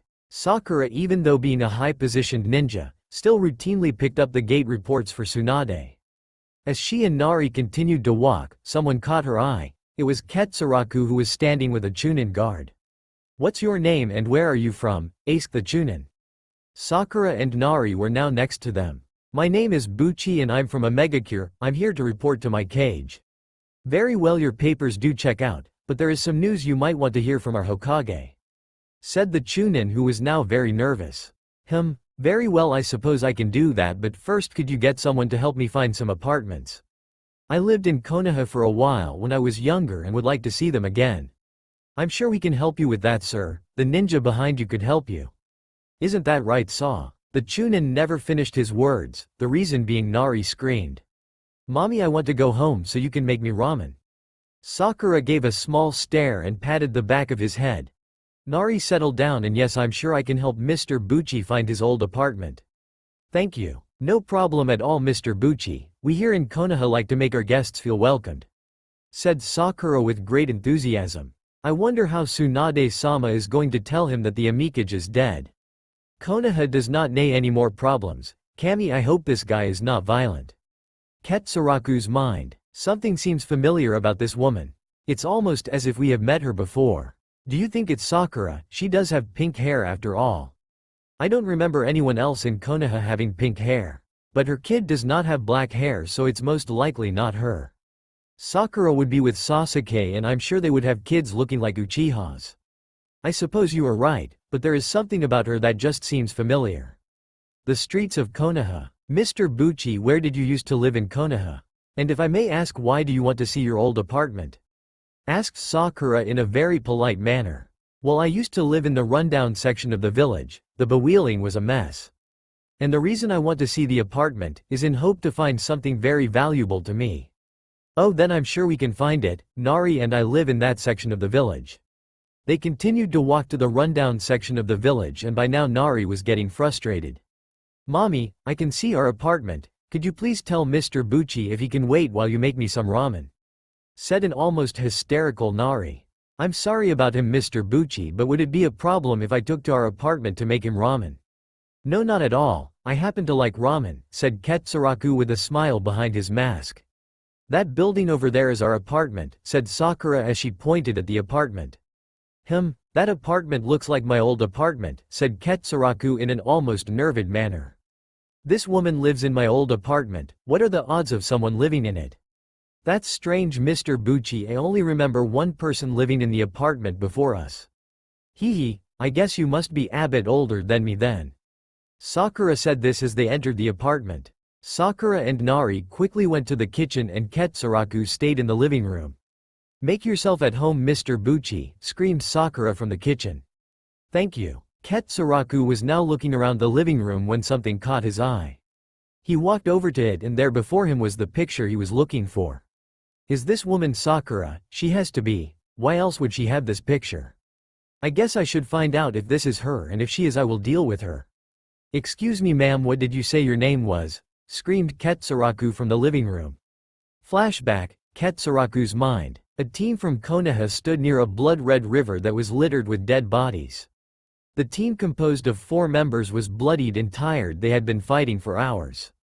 The battle they fought had been won by Konoha. They were fighting forces from Kumogakure. But Konoha had also suffered heavy losses. Many of the dead bodies were Konoha shinobis. The squad had now begun to move away from the river when the ground around them began to shake violently. As the ground began to tear apart and crumble beneath them, a massive snake began to protrude from it. The tired squad quickly moved away from the massive snake and appearing on top of the snake were Orochimaru and Kabuto. "Kukuku. Hello Naruto-kun, sorry not to bring Sasuke along with us. You are not ready to see him, but in due time he returned to finish what he started. But in the meantime Kabuto and I will kill you." "Kukuku, I see that Konoha won the battle against Kumo. I guess I have to try harder next time to get more villages against Konoha." Orochimaru said this with a sadistic smile that could have made most people cringe in fear or disgust. "Orochimaru, I'll kill you, you son of a bitch," screamed Naruto as began to let the Kyuubi take over his body. His fellow squad members stood in awe as Naruto was pouring out large amounts of red chakra from his body. But one of the members put her hand over her mouth and began to shed tears. "Naruto, please don't let it take over, please be strong. It will be okay, Sakura-chan, we have to kill him to get Sasuke back," said Naruto as he was preparing to launch an attack against Orochimaru and the massive snake. "Naruto, don't," begged Sakura as she made her way over to Naruto. When she got to him, she put her hands around him and squeezed tightly. Naruto was trying to push her off him, but it was to no avail. Sakura's hold was unrelenting. Sakura's head was leaning against Naruto's chest with tears still pouring from her eyes. Sakura by now was trying to move her head, so that she and Naruto would be eye to eye. Naruto on the other hand was not letting her, but Sakura finally managed to push through. They were now eye to eye, blood-red slitted eyes to teary, glossy green eyes. Their eyes were now fixated on each other. It was almost as if the two were looking into each other's soul. "Naruto, why must you always endanger yourself? You don't have to use that power. Sakura, it's the only way to get Sasuke back. Do you not remember he is someone precious to us? I'm not just doing this for me, Konoha, or anyone else. I made a promise to you and I'm going to keep it even if it kills me. I don't care about the promise anymore, Naruto, I only care about you being okay. Just don't use that power, we can fight him without that power," said Sakura as squeezed harder onto Naruto. Their hearts were now in unison. Their hearts were pulsating as if they had become one, their souls were becoming one. At that moment in time they both felt something for one another, and that was pure and utter love. The love that people who would do anything for each other share. A love that never faints. Naruto was now losing the Kyuubi aura about him. His eyes were becoming blue again. Sakura noticed this and smiled like no other. Even more tears came down from her eyes. Sakura had done what no one before could do. She stopped Naruto from becoming the Kyuubi.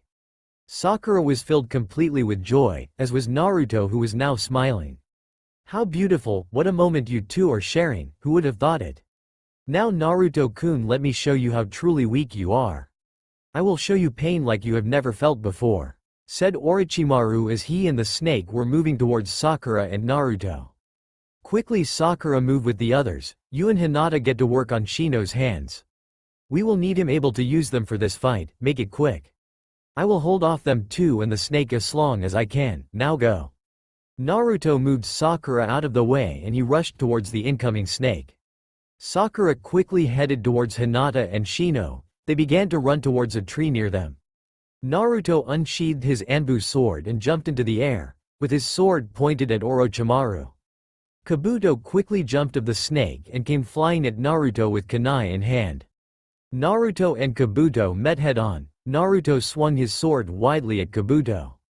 "Silly Naruto, you figured that with a sword you could hit my kunai," said a smirking Kabuto as Naruto was now heading towards the ground. Kabuto had managed to land a hit on Naruto with his kunai. Naruto was now bleeding from his left hand. The cut had caused Naruto to drop his sword when he landed on the ground. "Damn you, Kabuto, I will show you the power of my Rasengan again," said Naruto as he started to make hand seals. "Kage Bunshin no Jutsu," roared Naruto as hundreds of Narutos appeared around and also around the snake.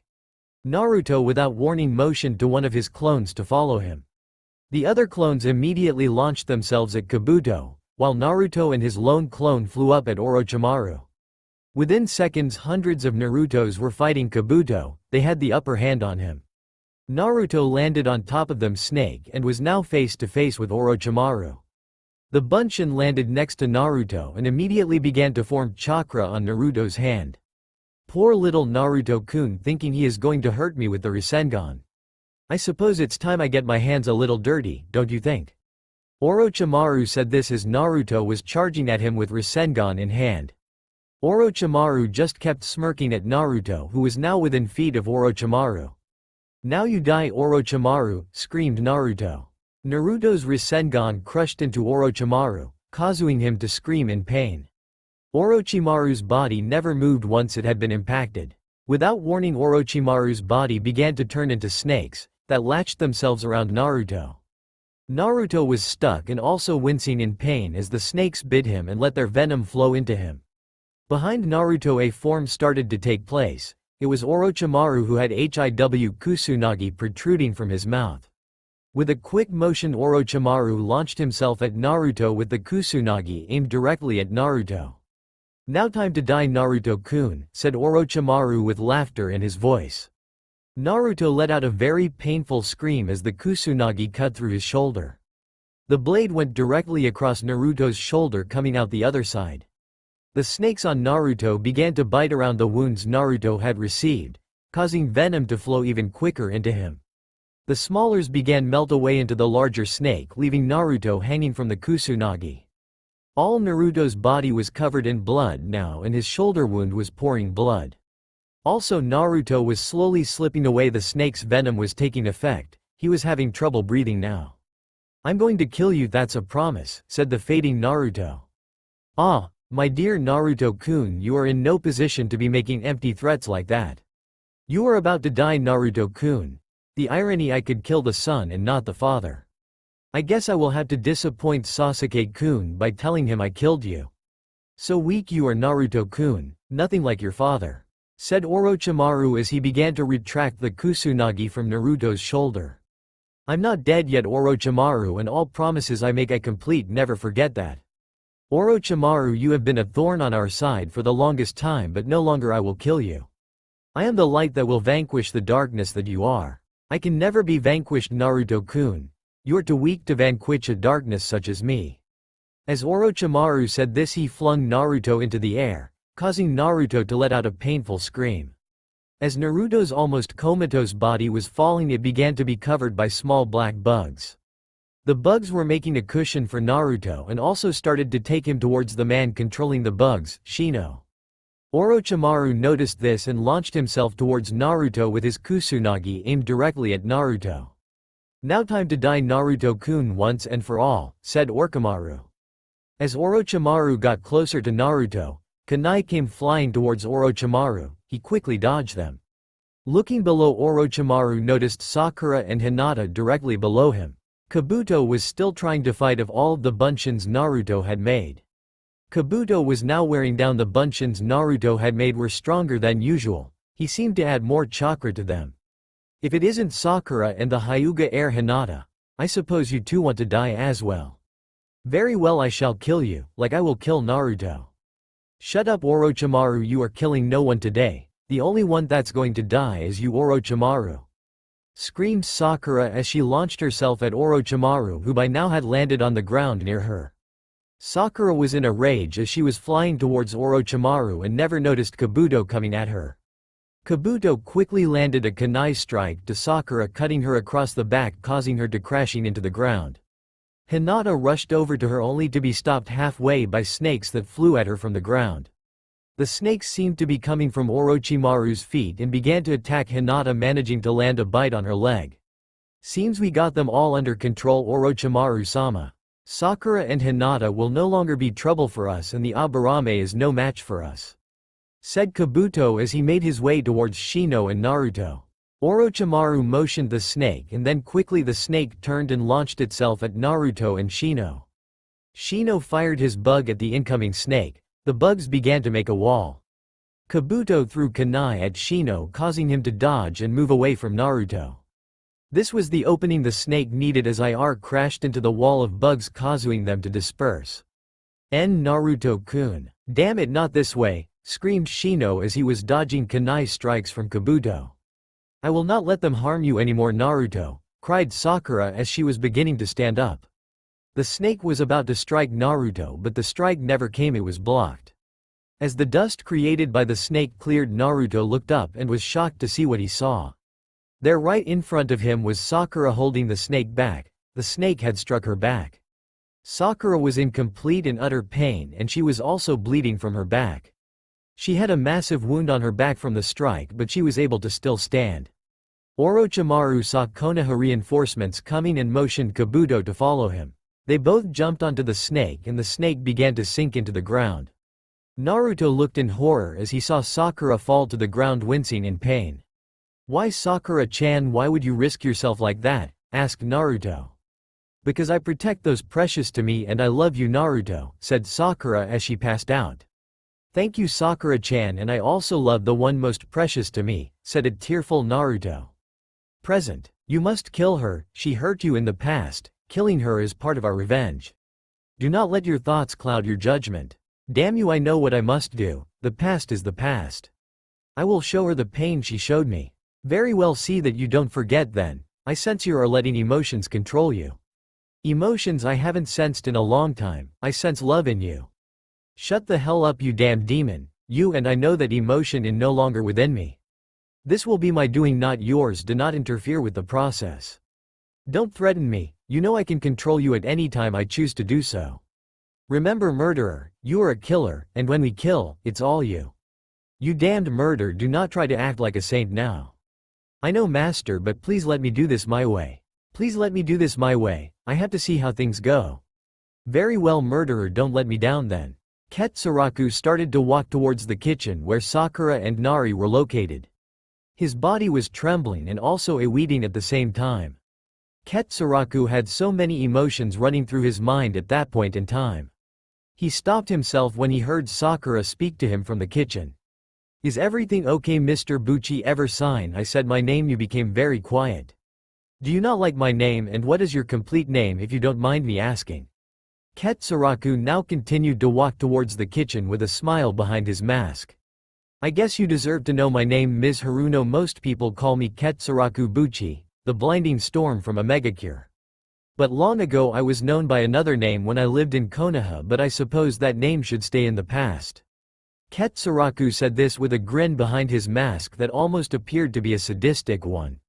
Kami, this is the man the Amikage told me about. I don't believe my luck. Should I tell him about the death of the Amikage? No, I should let Tsunade-sama tell him. But I think I will ask him about the revenge the Amikage spoke of. Sakura now moved to sit next to Nari and smiled at him. So Ketsuraku is your name? That's a very nice name. So Ketsuraku, if you don't mind me asking this question, I have been wanting to ask another shinobi this question and might as well ask you. What do you think of revenge? Do you think people should revenge? Do you think they should pursue it even if it kills them or it hurts people close to them? As for me, I want revenge on the people who took someone very precious to me long ago. I haven't found them yet, but one day I will, and I will make them pay. My son will know who they are as well. He will know who took his father away from us. Why would she ask me this question? Does she know who I am already? She is seeking revenge as well, is seeking revenge on Sasuke and those who caused me pain in the past. No, she is seeking revenge on someone who harmed Sasuke in the past. Sasuke was her true love after all. Damn this to hell, what's wrong with me? Ketsuraku had now finally entered the kitchen and walked towards a chair on the opposite side of Sakura. As for revenge, I think you should only seek it when you have been harmed by someone without any remorse. I seek revenge as well. I was harmed a long time ago by the people I loved the most. I will get my revenge even if it kills me. No one deserves to be betrayed like I was. So he does seek revenge, and I get the distinct feeling that he seeks it because someone harmed and they belong to Konoha. But he did say that he had another name when he lived in Konoha, so he doesn't want people to know who he is. I have to pursue this and find out his real name. Konoha does not need any more problems. Sakura turned to look at Ketsuraku and gave him a faint smile. Why don't you take off your mask, Mr. Buchi? I would like to see the face behind the mask. And Mr. Buchi, can you please tell me what was your name when you lived in Konoha? I'm interested to know if I know any of your relatives. The room began to be filled with a demonic aura that made Sakura cringe. Sakura and Nari were staring Ketsuraku as he was now standing and putting his hand over his mask. Ketsuraku was clenching his other hand with such intensity that it drew blood from it. Sakura noticed this and put a hand over her mouth and began to get nervous. Mr. Buchi, I'm sorry for asking those questions, please calm down. You don't have to tell me anything you don't want to tell me, so please calm down. We are all friends here, we were just wanting to know each other, said Sakura as she also began to stand up and face Ketsuraku. Ketsuraku had now removed enough of his mask to reveal his sadistic smile to Sakura and Nari. Meanwhile, on the other side of Konoha, Danzo and Sasuke sat across from each other. They had been sitting there for what seemed to be hours discussing their plans. Danzo seemed to be very hesitant and also very secretive. Remember, what we discuss here will be kept away from the other two. This will only be between you and me, no one else. One of my pawns that works for the Hokage has managed to get me the blood test done on the demon's son. And to our surprise the boy is dying, but we also discovered that his blood carries an enzyme that is killing him.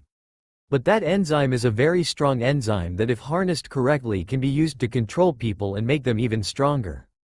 So do you not plan to kill the boy anymore? We cannot be taking too many risks when I leave with Sakura. We cannot let it be seen that it was all of our planning. What is the plan for the enzyme? We will let the other two think that we killed the boy. Everything will look like the boy is dead, but after you get Sakura my pawns will get the boy and taking to a secret location. I have already made preparations with certain medicines to cultivate the boy. We will use his blood's enzymes to strengthen every single last member of Root. And after that is done the taking over of Konoha will be much simpler. We will have the strongest army ever created at our side, no one will be able to stop us. What of the other two? They will find out what we are planning to do. They are cunning people and know all of our secrets, we cannot let them interfere. You are very correct Sasuke, we will have to eventually kill them. But for now we will use them as our pawns and let them do our dirty work for us. As for you I need you to head and get Sakura and leave before the day is over. And if she has the boy with her don't worry, just let her know that the Hokage will send someone for him. Very well then I will head over to her apartment immediately, said Sasuke as he puffed away in a cloud of smoke. Outside Konoha was quiet as any village its size could not a soul was walking the streets. The wind was spiraling around the village. The wind was a stinging wind that seemed to be able to cut through anything. The sakura blossoms were being cut by the wind, the blossoms were being tarnished, destroyed.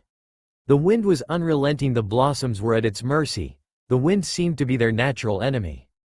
Ketsuraku was still in front of Sakura and Nari with his hand on his mask still revealing his sadistic smile.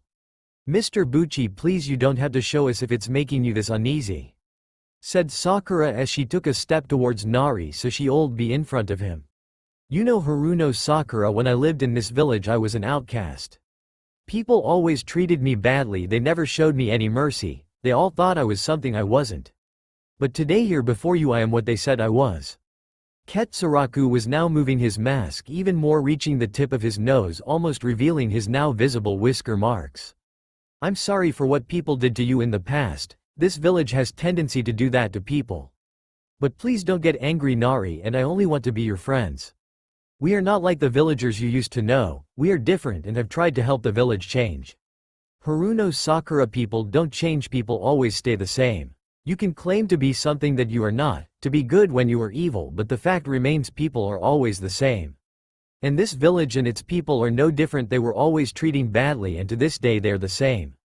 And I suppose I should stop calling you Haruno Sakura, wouldn't you say so Sakura-chan? Said Ketsuraku as his smile grew even bigger than before. Sakura covered her mouth immediately and took a couple of steps back. No one has ever called me that in a long time, why is he calling me that? Who is he, why is playing like this, who is he? Ketsuraku with a swift motion ripped the mask revealing sheet true to Sakura and Nari. Sakura was now in awe, she began to take steps forward towards Ketsuraku. It can't be, said Sakura as tears began to run down from her eyes. She looked at him as she cried and began to smile. It's you, my Naruto. Sakura ran to him only to be stopped when Ketsuraku put his forward to stop her. And with his free hand he began to remove the wrap around his eyes. I know it's you Naruto, why do you stop me, said Sakura, who was now nervous. Why is he doing this after all this time? Does he not want to hold me and me hold him? Is this not my Naruto? It has to be him. Why is he acting so weird? It's definitely him, the whisker marks, no one but him can have the marks. Ketsuraku had now finally removed his wrap revealing his blood-red eyes to Sakura and Nari. Sakura grew very nervous when she saw this. Nari was so nervous he was trembling. So now you see my true face, the face created by the betrayal that was handed to me long ago. The betrayal you and Sasuke must have worked together on, the betrayal to remove me out of the picture. So now you see me, Uzumaki Naruto, the one you crushed and betrayed. Sakura was now gasping for air and her heart was pounding as if it were no end in sight. Naruto, what are you talking about? We never betrayed you. That day that we thought we had lost you, we were outnumbered and those ninjas only seemed to want to hurt you. Sasuke would never want to hurt you, he is your best friend after all. Spare me, Sakura. If I recall the days when returned you forgot all about me and said very cruel things about me. And damn you, look at my eyes, you see why they are like this now. It's because I'm blind, they are because of the demon. Seems he is the only one who cares about me. And want to know a little secret? The one who caused me to go blind was none other than your Sasuke-kun. That day of your betrayal he slashed me with a sword across my eyes. And for he did to me that day I will kill him without any remorse. Sasuke-kun. Sasuke would never do that, he is your friend. He told us it was the ninjas who had killed you. Please Naruto, could you be mistaken? I see that you still call your lover by your favorite name for him. Like I said before, people never change, Sakura, they always stay the same. So I guess you won't ever believe what I'm saying to you because you are ignorant or because you knew all about it. Naruto, please, why are you doing this? We would never hurt you. I love you, Naruto. I have never been with anyone but you. You are my one true love. We even have something very special between us. You never loved me, you only loved Sasuke. That's why you are lying to me at this very moment. That's why when I was gone and out of the picture you ran to Sasuke-kun's arms. I was just so mean for you to spend time with until your Sasuke-kun came back. Said Ketsuraku as he took a few steps backwards. What's wrong with me? She could be telling them the truth, that she had nothing to do with the betray. Sakura, my feeling for you have never gone. In fact, they have intensified even more. Ketsuraku's mind. You idiot, do you not see she betrayed you more than once? Do you not see the boy next to her, the son she shares with Sasuke? You don't know that? Then prove me wrong and show me you are not weak. Beat it out of her to tell you the truth about the child. She will tell you it's Sasuke's child, and you will finally see their betrayal was true. Damn it all to hell, why me? Why am I having all of these feelings? Kyuubi. Go you damn murderer and find out the truth. Back to the kitchen. Ketsuraku's demonic aura flared up in all directions and he looked stide at Sakura. He then looked at Nari and his chakra exploded, his eyes almost seemed to afire. Without warning, Ketsuraku launched himself at Sakura, forcing her against the wall. Naruto, what's wrong with you, my love? Please tell me, said a very nervous Sakura. Tell me, Sakura. Who is that child's father? Tell me, Sakura, before I destroy you. Ketsuraku put his forearm against Sakura's throat, causing her breathing to become staggered. Let go of my mommy, said a very panicked Nari. Sakura looked at Ketsuraku with fear and tears in her eyes. Naruto, are you going to kill me in front of your son? That's all for now. If you enjoy, then please like, share and do comments.